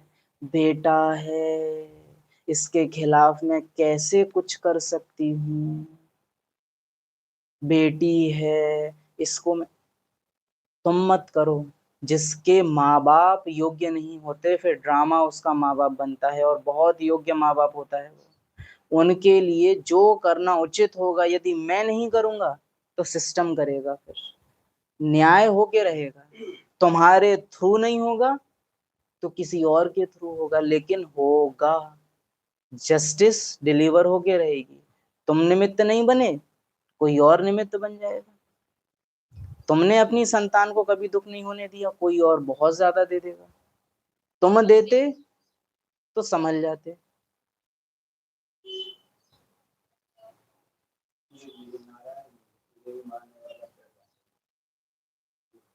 बिल्कुल वही चीज। तो ब्राह्मण माना सेकंड में बहुत बड़े और कड़े डिसीजन ले सके, और सेकंड में ले ले। फिर अब परिणाम कुछ भी आए, मुझे पता है बाबा ये डिसीजन ही राइट है। और गॉड की विल पावर भी आपको मदद करती है, बाबा भी मदद करता है आपको, वो डिसीजन लेने देगा आपको।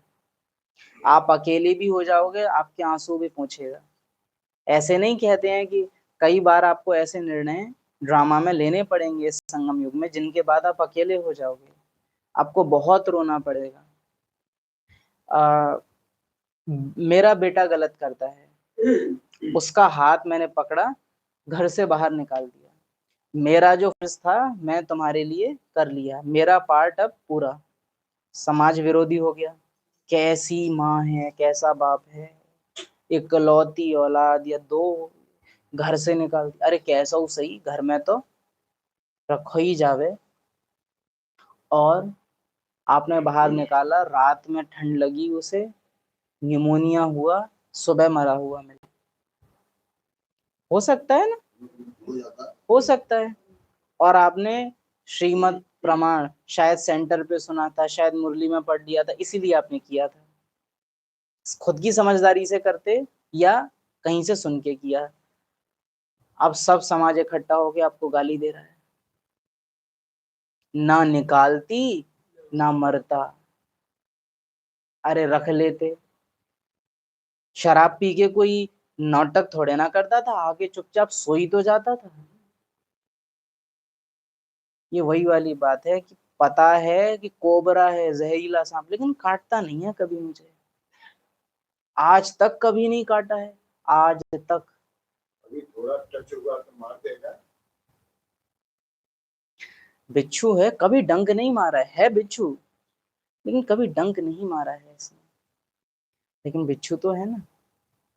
पुरानी दिल्ली तो बोलते सूनी सार अच्छी मरखना देर हम्म तो ब्राह्मण माना बहुत कड़े डिसीजन ले, और वो डिसीजन उल्टे पड़ेंगे कई बार, क्योंकि संगम युग में और कलयुग भी साथ चल रहा है। आप यहाँ अगर सही करोगे तो परिणाम सामने आने लग जाएंगे बुरे।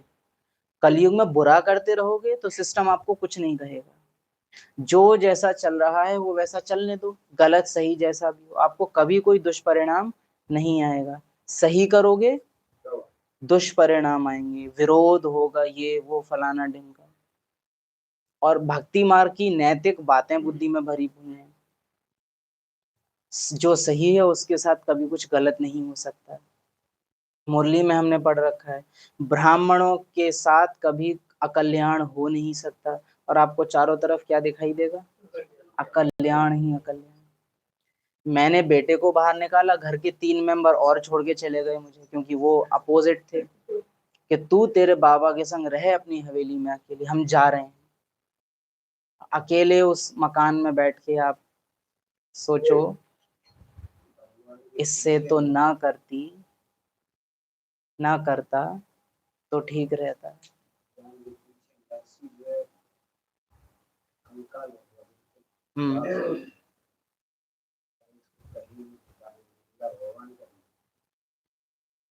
तो संगम युग बहुत बड़े बड़े निर्णायक निर्णयों का युग है।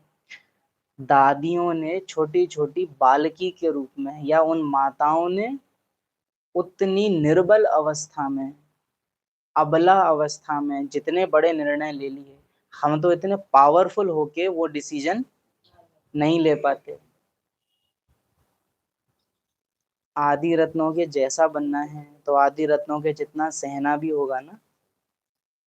फर्स्ट राउंड में पार्ट बजाना चाहते हो, अभी बाबा, हम कहते हैं ना वैल्यू नहीं जानते, बाबा अभी हाथ उठवा दे कि लक्ष्मी नारायण समान बनोगे।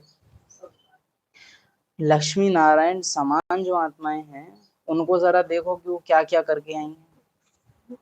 अपन ज्ञान की क्यूट साइड में तो चलना चाहते हैं, हाँ, घर गृहस्थ में रहो, सबको प्यार से ओम शांति करो, बच्चों को ओम शांति करना सिखाओ, मधुबन घूमने चले जाओ, क्यूट क्यूट। दुख, किसी को दुख मत दो, कम बोलो, धीरे बोलो, मीठा बोलो, घर मेरे बाबा का, दुकान मेरे बाबा की, दुआएं दो, दुआएं लो, निमित्त निर्माण निर्मल वाणी, और पानी चार्ज करो। It is cuter side of ज्ञान। दादी का ज्ञान कैसा है? सबसे मुख मोड़ लो, आप हुए मर गई दुनिया, दुनिया कब्र दाखिल कब्रिस्तान। पिकेटिंग का वो सीन याद करो, क्या बोल रहे हैं उनके अपने घर वाले? बच्ची, हमारी लड़ाई इन ओम मंडली वालों से है, तुमसे नहीं है, तुम ये चॉकलेट खा लो, पानी पी लो। नहीं, जब तक हमारी बहन है। छोटी बच्चियों में भी देखो बुद्धि कितनी काम कर रही है, विल पावर कितनी स्ट्रांग है। 8 घंटे टाइम था ना शायद, खड़े रहे थे जो सुबह कितने बजे से? सुबह 5:30 बजे से शाम को 7 बजे तक, कितना टाइम हो गया। और वो छोटी छोटी बच्चियां और बच्चे खड़े हैं। जब तक हमारे बड़े अंदर नहीं जाएंगे हम भी अंदर नहीं जाएंगे, और ना तुम्हारा कुछ खाएंगे पिएंगे, हम यज्ञ का ही खाएंगे। हटा दिया ग्लास, हटा दी चॉकलेट। छोटे बच्चों में इतनी विल होना, और वो छोटे बच्चे अगर रो जाते तो उनके जो बड़े थे वो कमजोर पड़ते, लेकिन वो छोटे बच्चे रोए नहीं। हम इतने ऊंट होके भी ऐसी हिम्मत नहीं दिखा सकते जो दादियों ने इतनी इतनी एज में दिखा दी।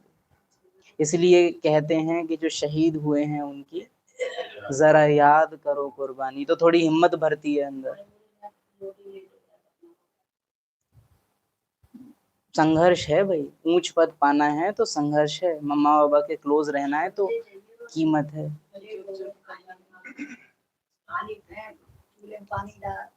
कितनी जोर लगती है ये सोचने में, भगवान होते हुए भी इसके बिल्डिंग में किसी ने आग लगा दी और ये बचा क्यों नहीं पाया। सोच सकते हो, बहुत आराम से संकल्प आ सकता है। सब सामान निकाल रहे हैं, यज्ञ वत्सों को बचा रहे हैं, क्यों ब्रह्मा बाबा ने ऐसे हाथ नहीं किया और आग बुझी नहीं? क्यों? मुंह से करते, हवा आग बुझ जानी चाहिए थी। तो तुम्हारे भगवान थे, भगवान जी क्यों नहीं किया? तो अंतिम समय विनाश के लिए तैयार रहो, बड़े बड़े निर्णय लेने के लिए तैयार रहो। अपनी बुद्धि को भूत की तरह भटकाना बंद करें और वर्तमान में उसको रखना शुरू करें, क्योंकि बड़े और कड़े दोनों निर्णय लेने हैं। क्या लगता है आप लोगों को नहीं लेने होंगे? सबको लेने हैं। ओखली में सर दिया है, ओखली में सर दिया है। बस जितने टाइम आप अपनी स्टेज नहीं बना रहे हो उतने वो बड़े निर्णय डिले हो रहे हैं। नहीं भी बनाओगे स्टेज, परिस्थिति तो भी आएगी जहां आर या पार का डिसीजन तुमको लेना पड़ेगा। तुम जबरदस्त कमाई कर रहे हो, बाकी सब गंवा रहे हैं। वह बड़े बड़े महल बना रहे हैं, लाखों रुपए खर्च करते हैं, तुम समझते हो सब वेस्ट ऑफ टाइम। ये कुछ काम नहीं आएगा, ये सब कुछ काम नहीं आएगा। दादी गुलजार बेड रेस्ट पे हैं, बाबा को आना है लेकिन दादी जा नहीं सकती, डॉक्टर से परमिशन नहीं दी है। डॉक्टर ने फिर एक बात कह दी कि दादी अगर कोई हेलीकॉप्टर हो या प्लेन हो तो उसमें जा सकती हो, वैसे नहीं जा सकती। दादी को ये संकल्प नहीं आया कि बाबा हमारे पास प्लेन क्यों नहीं है, लेकिन प्लेन ड्रामा ने अपने आप भेज दिया। किसी एक भाई का उसी दिन जन्मदिन पड़ा, आया और बातों ही बातों में दादी को पता चला कि इसके पास प्लेन है। और दादी अपनी बुद्धि चला, जो समर्पण बुद्धि है। उस समय में नीलू बहन सुनाती हैं कि वैसे दादी किसी से इतनी बात नहीं करती थी, क्योंकि दादी का ये पार्ट नहीं था कि बहुत बुद्धि चलावे, लेकिन उससे दादी ने 5 मिनट में सब निकाल लिया। कहाँ खड़ा करते हो प्लेन, कैसे चलता है, कितना है, कहाँ जाएगा, सब पता कर लिया उससे। और फिर नीलू बहन से बोलती है इसके पास प्लेन है। तो संशय नहीं आया कि बाबा प्लेन क्यों नहीं है, युक्ति निकाली, ड्रामा ने मदद भेजी, प्लेन आया, बाबा मिलन हुआ। तो ये देखना पड़ेगा कि इस बने बनाए खेल में ईश्वर अपनी शक्ति नहीं दिखाएगा, लेकिन तुमको उसमें निश्चय दिखाना होगा और तुमसे फिर उसकी शक्ति प्रत्यक्ष होगी। संगम युग में चमत्कार नहीं होने हैं, लेकिन संगम युग में चमत्कारी पर्सनैलिटी बनानी है। तुम्हारी मदद के लिए चमत्कार नहीं होंगे, तुम्हारे थ्रू चमत्कार जरूर होंगे अगर निश्चय बुद्धि हो तो। भक्त चमत्कार का इंतजार करते हैं, बच्चे चमत्कारी होते हैं। तो अब ये देखना है मुझे कि भक्त हूं कि बच्चा हूं, किस चीज का मुझे वेट है। दादी प्रकाश मणि को सर में दर्द हो रहा है, लेक्चर क्लास कराने का टाइम आया, सर दर्द ठीक हो गया, जैसे ही क्लास पूरी हुई सर दर्द फिर से शुरू हो गया। दादी कहती है बाबा बड़ा चालाक है, ये बाबा बड़ा चालाक है, अपना काम था तो ठीक हो गया, अपना काम पूरा हो गया फिर शुरू। मजाक में दादी कह रही है, बट अंदर कोई वो फीलिंग नहीं है कि सूरज भाई सुनाते हैं कि फीवर आ रहा था एक बार, बाबा बस ये सेवा हो जाए उतनी देर के लिए ठीक कर दो, बाद में भले आ जाए। जितनी देर सेवा चली भोजन बनाने की उतनी देर बुखार ठीक रहा, बाद में फिर आ गया। अब बोलते बोलते ही कई बार आ जाता है कि नहीं बाबा वैसे ठीक कर ही देगा, ऐसा थोड़ा ना करेगा कि बाद में फिर आ जाए। निश्चय हिल जाए। कर्मों की गुह्य गति, आपको क्यों ये भीख चाहिए होती है? बच्चे और भगत के बीच में भीख नहीं चाहिए होती बच्चे को। क्यों बाबा मदद करे मेरे कर्म भोग में? मैंने किया है, हम चुकाऊंगा और तुमसे प्यार भी करूंगा। ये भगत की टेंडेंसी होती है कि दे दे दे दे। बच्चे का एक स्टैंडर्ड है, वो कभी ये नहीं करेगा, वो कभी ये नहीं करेगा, हाथ नहीं फैलाएगा वो। वह तो समझते हैं 10-12 हजार वर्ष चलेंगे। तुम जानते हो मौत सामने खड़ा है सिर पर। ये एक्स्ट्रा आज बाबा ने एडिशन की है। सामने खड़ा है और सिर पर। उसके तो सामने खड़ा है और मेरे सिर पर है। हैं? तो ये डिफरेंस होना चाहिए। जब आपको देखिए बहुत माया, बहुत वंडरफुल एरिया है ना, बहुत सुंदर सुंदर जगह हैं, बहुत वेल्थ दिखे। जैसे कई बार होता है कुछ सेंटर से रिलेटेड या कोई क्लास यूट्यूब पे देख रहे हैं तो वीडियो सामने आ गया जहां हम देख रहे हैं कि कोई बहुत ऊंची सेवा नहीं हो रही है, लेकिन सेंटर में धन इतना आ रहा है कि ब्रह्मा भोजन में 6 डिशेस बनी हैं, 8-8 डिशेस बनी है, बहुत रॉयल ब्रह्मा भोजन हो रहा है, सबके लिए डाइनिंग टेबल है। अंदर बैठी माया सोचती है बाबा उनको तो इतना दे रहे हो, यहाँ क्यों नहीं देते हो? क्योंकि हम तो भाई नहीं कर सकते व्यवस्था इतनी अच्छे की। और वो देख रहे होते हैं कि हाँ वैसा संकल्प आएगा ना, ऐसा सोचोगे ना, सोच ऐसे सोच। पहले से ही टोच देते हैं कि सोच उसको देख के कि बाबा ने तुझे इतना क्यों नहीं दिया है, उसको क्यों दिया है। सिंपल। आदि रत्नों समान बनना है या बाद में आना है? सूरज जितना चमकना है तो सूरज जितना जलना होगा। आयुष भाई बोलते हैं ये लाइन, सूरज जितना चमकना है तो सूरज जितना जलना है। उसमें फिर जो संघर्ष भी आएंगे, कमताई आएगी, सब में खुश रहना है और मजे से। मेरी दादियां कैसे रही, मेरे पूर्वज कैसे रहे, उनसे ज्यादा अच्छा मुझे क्यों चाहिए? क्यों चाहिए? उनके समान जीवन जीना है तो वैसा ही मुझे बनना है। वह तो समझते हैं 10-12 हजार वर्ष चलेंगे। अपन को ये याद दिलाया करो कि देवता स्वरूप में जितनी रॉयल्टी और जितना संपन्न जीवन जीना था जी चुके हो। अब बहुत स्वाद वाले भोजन और बहुत अच्छे भवन को देखकर लार टपकाना तुमको शोभता नहीं है। बहुत देख चुके हो सुख के साधन और जीवन। अब थोड़ा दरिद्रों के लिए छोड़ दो, दुखियों पर कुछ रहम करो। माँ बाप हमारे, छोड़ दो उनके। भूसा भी चुसा हुआ रखा है, तेल निकल चुका है इस पिलर से, छिलका बचा है। कम से कम रिफाइंड से तो उनको उनकी रोटी चुपड़ने दो, तुमने तो खा लिए हैं टेस्टी फूड्स। छोड़ दो।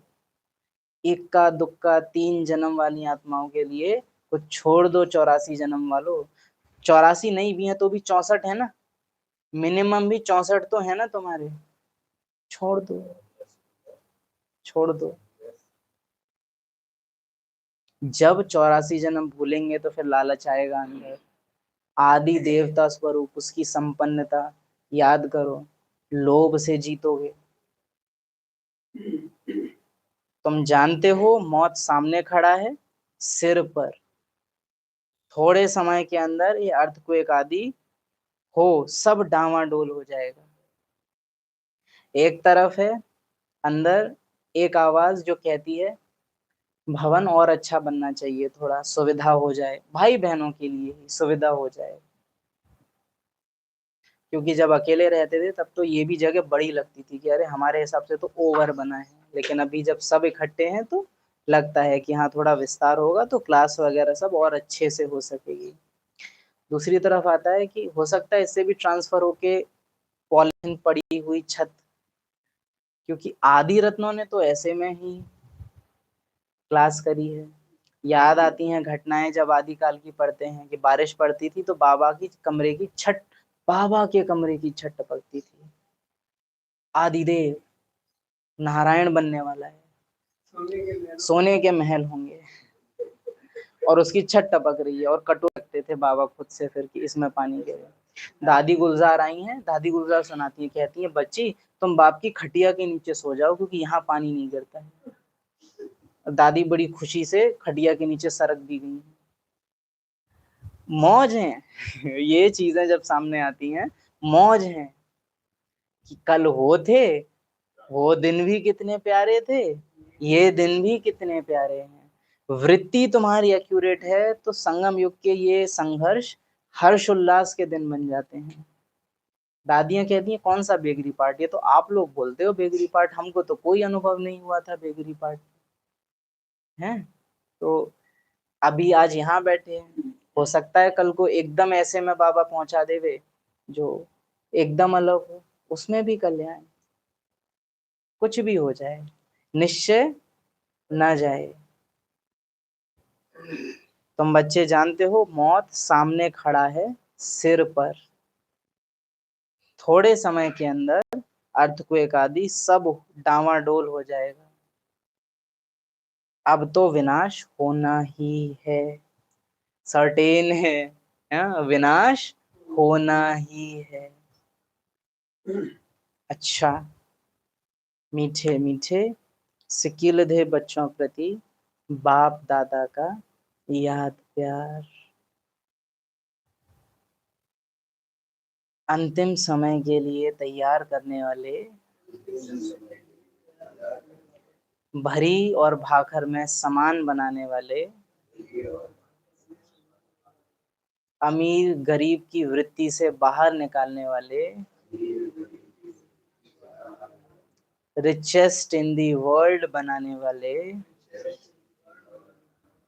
बाप दादा को हम निश्चय बुद्धि बच्चों की याद प्यार। लाख करे दुनिया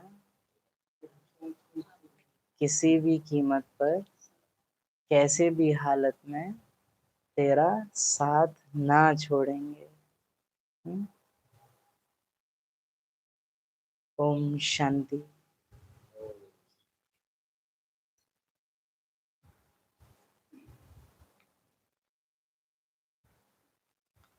कुल कलंकित करने वाला कोई भी खराब काम नहीं करना है। अपना टाइम मनी वेस्ट नहीं करना है, ना करने देना है और ना करना है।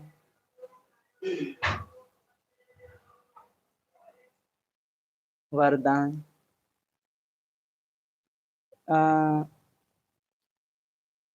हम ज्ञान में सब करने को तैयार हैं। बाबा कुछ कहे तो वो चीज छोड़ देने के लिए भी तैयार हैं, लेकिन हम चाहते हैं कि हमको किसी का बुरा ना बनना पड़े।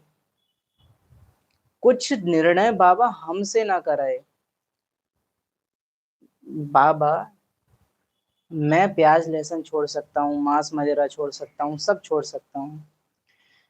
घर की ओनरशिप मेरे हाथ में है। I am the owner of the house, मेरे हाथ में अथॉरिटी है। क्या अपने घर में वो सत्ता मैं कायम कर सकता हूँ? ओनर नहीं हो, कंट्रोल नहीं है, जा चुका है, सत्ता आपकी जा चुकी है ऑलरेडी। उस स्टेज में ज्ञान मिला है कि आपके हाथ में पावर बची नहीं है। तो फिर वहां श्रीमत कहती है न्यारापन, वो कर रहे हैं उनको करने दो, टोको भी, एक दो बार डायरेक्शन दो, ना सुने अलग हट जाओ। लेकिन उनका खर्चा ही अगर मेरे से चलता है, मैं अगर उनको पेंशन या तनख्वाह ना दूं तो उनका काम नहीं चले। विच मीन्स पावर सेंटर आप हो अपने मकान के, अपनी गृहस्थी के, और आपके अंडर ही वो कुछ गलत कर रहे हैं। आपके थ्रू जो धन आ रहा है उससे वो खाएं पहने, उसमें बाबा ना नहीं कहता। लेकिन वो मिसयूज कर रहे हैं उसका। अब ड्रामा आपसे कहेगा डिसीजन ले। जिन आत्माओं को सतयुग में डिसीजन नहीं लेने हैं, केवल डिसीजंस को फॉलो करना है, उन आत्माओं को बाबा ऐसे ड्रामा ऐसी परिस्थितियों में नहीं लाएगा। लेकिन जिनको सतयुग में निर्णय लेने हैं, त्रेता में निर्णय लेने हैं, उन आत्माओं को ड्रामा ऐसी परिस्थिति में डालेगा कि नुकसानदेह होगा, इमेज को नुकसान पहुंचेगा, लेकिन निर्णय लो, जो सही है वो करो, भले कितना ऑपोजिशन आए। सोचो ना, ब्रह्मा के एक पवित्रता से न हटने की वजह से कितना पमाड़ा फैला था, लेकिन क्या निर्णय से पीछे हटे? क्या कोई समझौता किया? बिजनेस समेट के आए हैं, डाइनिंग टेबल पे बैठे हैं, अचानक बता रहे हैं मैंने बिजनेस खत्म कर दिया। सबका मुंह का मुंह में, प्लेट का प्लेट में। लौकिक बड़ा कुपुत्र कह रहा है कि मम्मी आप जरा देखो, पिताजी का दिमाग खराब हो गया है क्या? द लाइट में दिखाते हैं ना ऐसे डायलॉग। लेकिन और पता क्या ब्रह्मा को मालूम नहीं होगा कि ये करूंगा तो क्या आने वाला है? जसोदा माता क्या कहती हैं, इन्होंने किया है तो कुछ इसमें उनकी निश्चय बुद्धि दिखती है। भले अभी पता नहीं है कि भगवान आया है, लेकिन पति में भी निश्चय बुद्धि है कि इन्होंने किया है तो कुछ सोच समझ कर ही किया होगा। और बाबा उठ के चले जाते हैं। अपन ऐसे एक्यूरेट, करेक्ट, राइट डिसीजन, बाबा कल शायद बोल रहे थे ना, राइटियस बनाता हूँ, राइट हैंड। कल की मुरली में थे क्या ये शब्द? परसों राइटियस करके कुछ तो पढ़ा है फिलहाल में, शायद हो सकता है आने वाले समय की मुरली में वो मिक्स रहता है सब। तो ये अपन को देखना है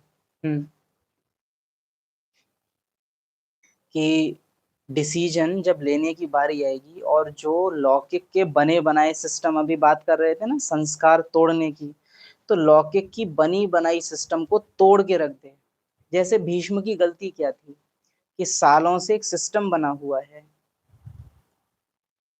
कि मैं राजगद्दी पे बैठूंगा नहीं, जो बैठेगा उसके प्रति लॉयल्टी निभाऊंगा और उसके कभी खिलाफ नहीं जाऊंगा। अगर भीष्म अपनी प्रतिज्ञा तोड़ देते, संस्कार तोड़ देते, महाभारत होने से बच कौन रोक पाता उनको? कोई सामना नहीं कर सकता था। कृष्ण भी बिना रूल तोड़े उनको हरा नहीं सकते थे, इतनी पावर है। लेकिन संस्कार के वशीभूत बंधे रह गए। तो ड्रामा सतयुग में जिनके हाथ में अथॉरिटी जानी है, थोड़ा भी अगर आपके हाथ में अथॉरिटी, आप सिस्टम समझिए सतयुग का, महाराजा महारानी, उनके अंडर राजा रानी, उनके अंडर भी महाराजा महारानी की अपनी कैबिनेट है, राजा रानी की भी अपनी कैबिनेट होगी। अब राजा ने कोई डिसीजन लिया, उसको इम्प्लीमेंट करेगा उसके अंडर की, राजा तो इम्प्लीमेंट करने जाएगा नहीं, राजा तो केवल निर्णय सुनाएगा। इम्प्लीमेंट करेगा उसके अंडर मंत्री वहां नहीं है, लेकिन राज दरबारी तो हैं, वो इम्प्लीमेंट करेंगे। अब वो भी उसकी कागजी कार्यवाही तो नहीं करेंगे। कागजी कार्यवाही करने वाला कि कितनी प्रजा है, कहाँ नक्शा कैसा है, वहां कोई चीज कैसे बननी है, उसके लिए उनके पास भी कोई नौकर होंगे। तो राजा का डिसीजन कैसे इम्प्लीमेंट होने वाला है, वो महाराजा से भी नीचे राजा, राजा से भी नीचे उसका जो नौकर है, वो कैसे उसको लागू करने वाला है, उस पर फर्क डाल देगा। तो सतयुगी सिस्टम ये इंश्योर करेगा कि कैसी नीचे तक भी कैसी आत्मा आए जो राइट डिसीजन ले सके। केवल ये नहीं कि बाबा आपकी बुद्धि तो वंडरफुल है ना, तो आप बता देना मैं सेम वैसा कर दूंगा, नहीं। बाबा को चाहिए भी ऐसा जिसकी बुद्धि एक्यूरेट चल सके। और आपकी बुद्धि कैसी है? मुझे ना चलानी पड़े, आप बता दो, जैसा बता दोगे वैसा मैं तो पद संभालने के योग्य हैं। और ये बात हमें याद रहे कि सतयुग की हर एक प्रजा का डिसीजन त्रेता युग की तकदीर बना रहा है। त्रेता युग सतयुग की प्रजा का भी एक हल्का सा निर्णय त्रेता युग के महाराजा को भी प्रभावित करेगा, क्योंकि उसकी स्टेज सतयुग की लास्ट आत्मा त्रेता की फर्स्ट आत्मा से ज्यादा पावरफुल है या कम? और ये जो विशेष निर्णय लेने की बात है ना, ये सतयुग त्रेता में तो उतना असर नहीं दिखाएगी। द्वापर युग जब आएगा उस समय हम जो निर्णय लेंगे, आने वाले 2500 साल भारत वैसे ही चलने वाला है। तो ये निर्णायक बुद्धि, कड़े निर्णय सही हों, चाहे बुरे लगें चाहे भले लगें, लेकिन निर्णय सही हों। वरदान, अलौकिक खेल और खिलौनों से खेलते हुए सदा शक्तिशाली बनने वाले अचल अडोल भव। अलौकिक खेल खिलौने क्या होते हैं? अभ्यास।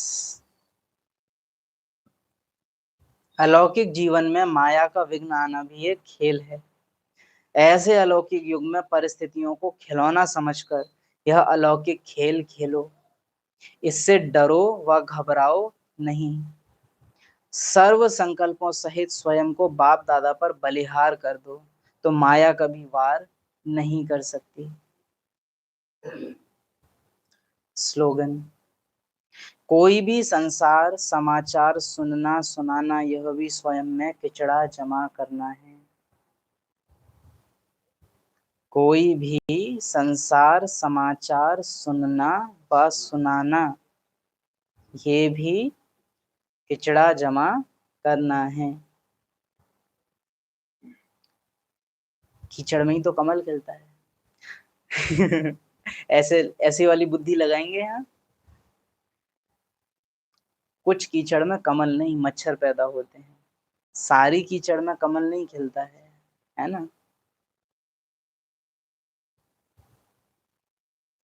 अव्यक्त इशारे, मुख्य फरमान, निरंतर याद में रहो, मन वाणी कर्म से पवित्र बनो। अच्छा, कैसे बनेंगे मन वाणी कर्म से पवित्र?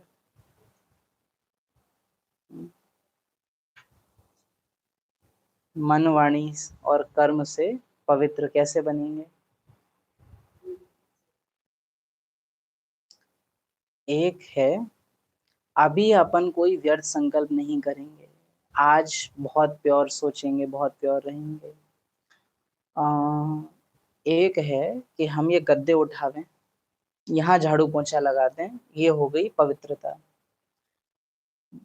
बेडशीट उठाई, बेडशीट झाड़ी, गद्दे ले गए, गद्दे झाड़े, जितनी भी डस्ट जमी हुई है चीजों पर उनकी डस्ट साफ की, मीन्स पुरानी जमी हुई गंदगी को भी साफ किया।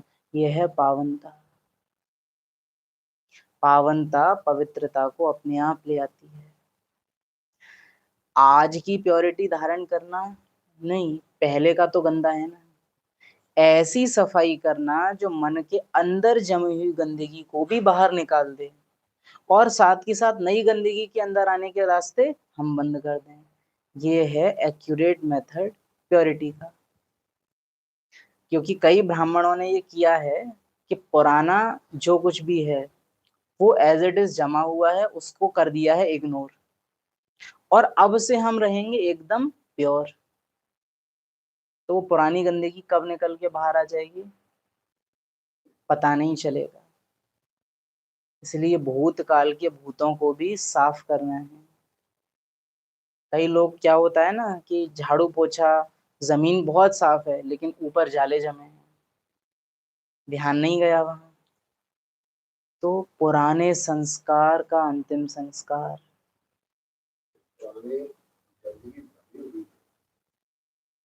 भोग लगा, निकालने निकलनी तो है,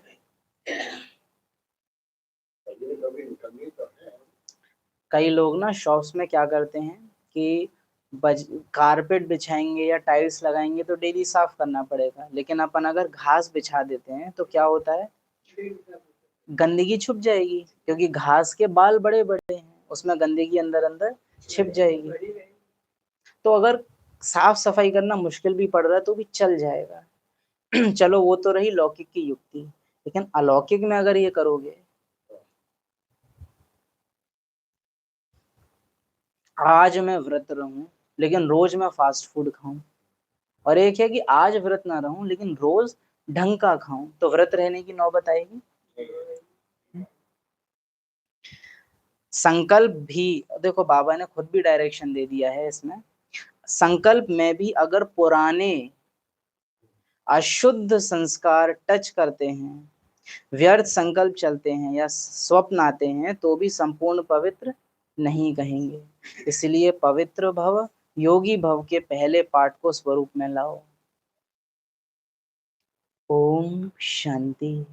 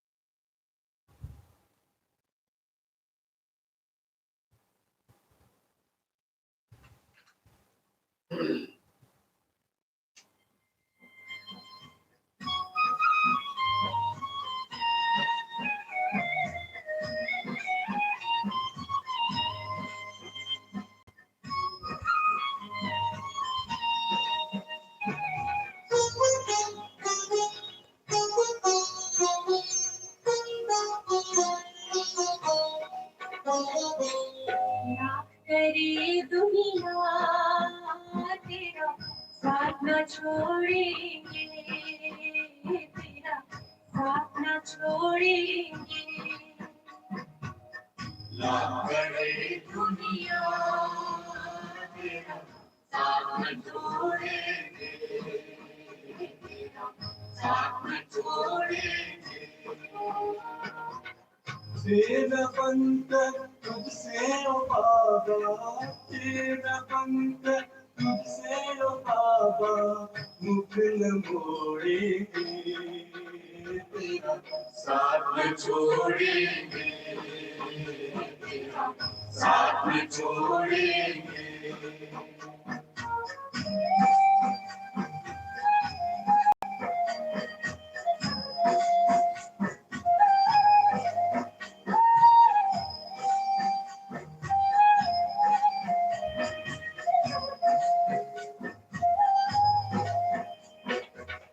तुम ही तो मात पिता बंधु हो, खुदा दोस्त तुम ही साथी। तुम ही तो मात पिता बंधु हो, खुदा दोस्त तुम ही साथी। तेरे संग सदा हम ऐसे जैसे दीपक में बाती। तेरे संग सदा हम ऐसे जैसे दीपक में बाती।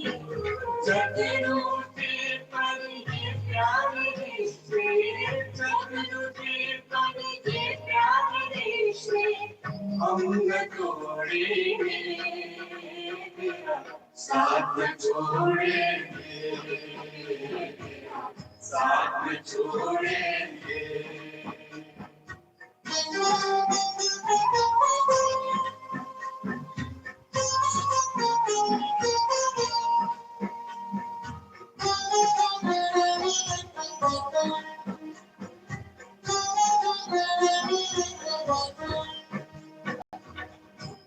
ये दुनिया जान न पाई, हमने तुमको है जाना।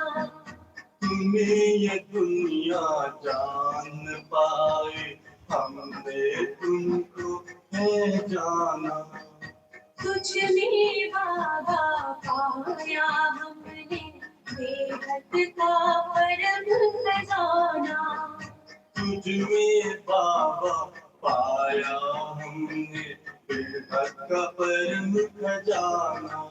तेरे मेघ का आचलो बाबा, तेरे मेघ का आचलो बाबा, हम तो छोड़ेंगे, तेरा साथ न छोड़ेंगे, तेरा साथ न छोड़ेंगे।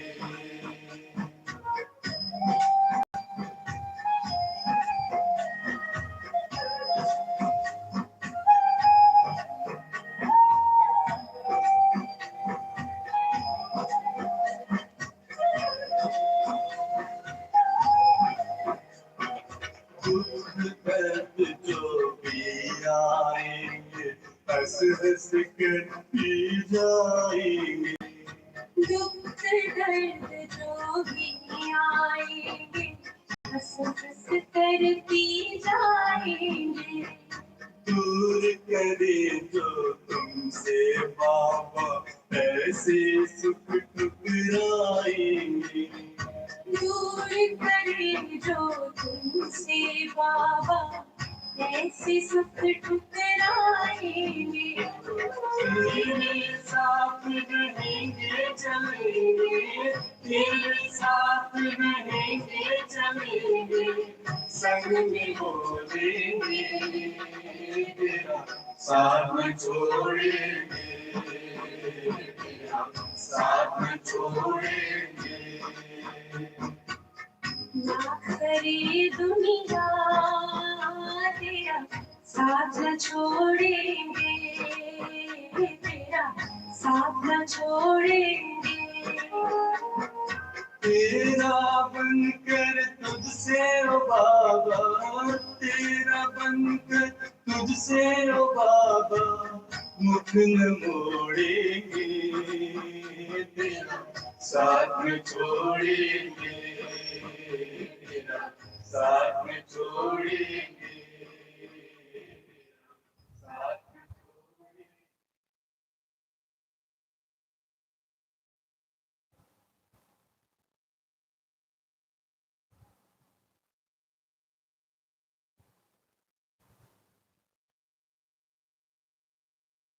ओम शांति।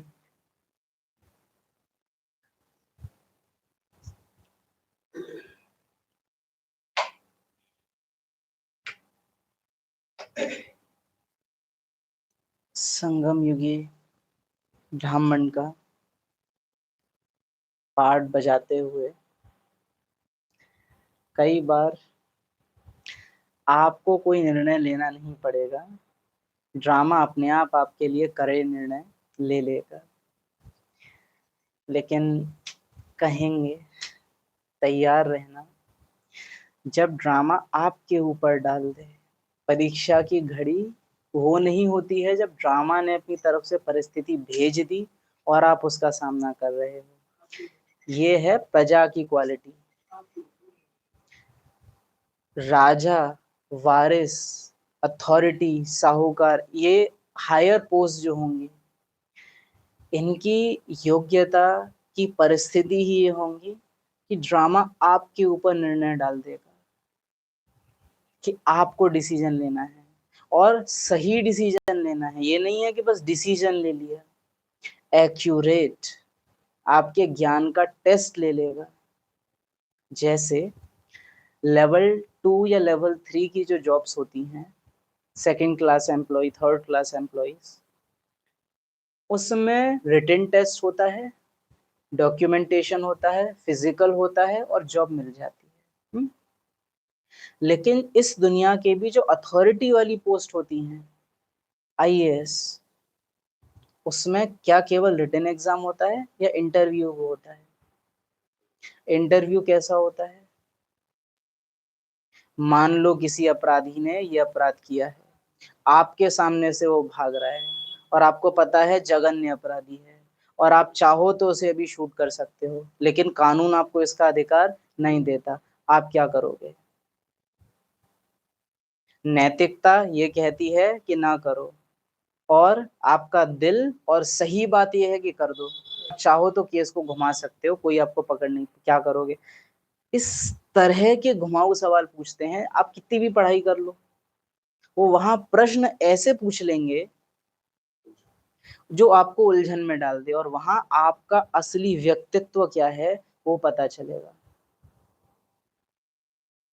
कि आपकी एक्चुअल व्यक्तित्व क्या है। और आपने वहां अगर रटाया आंसर उनको दिया, वो फेल कर देंगे कि कानून तो सर ये कहता है, वो मुंह पे बोल देंगे हमको कानून नहीं सुनना, वो हमको पता है। तुम क्या करोगे?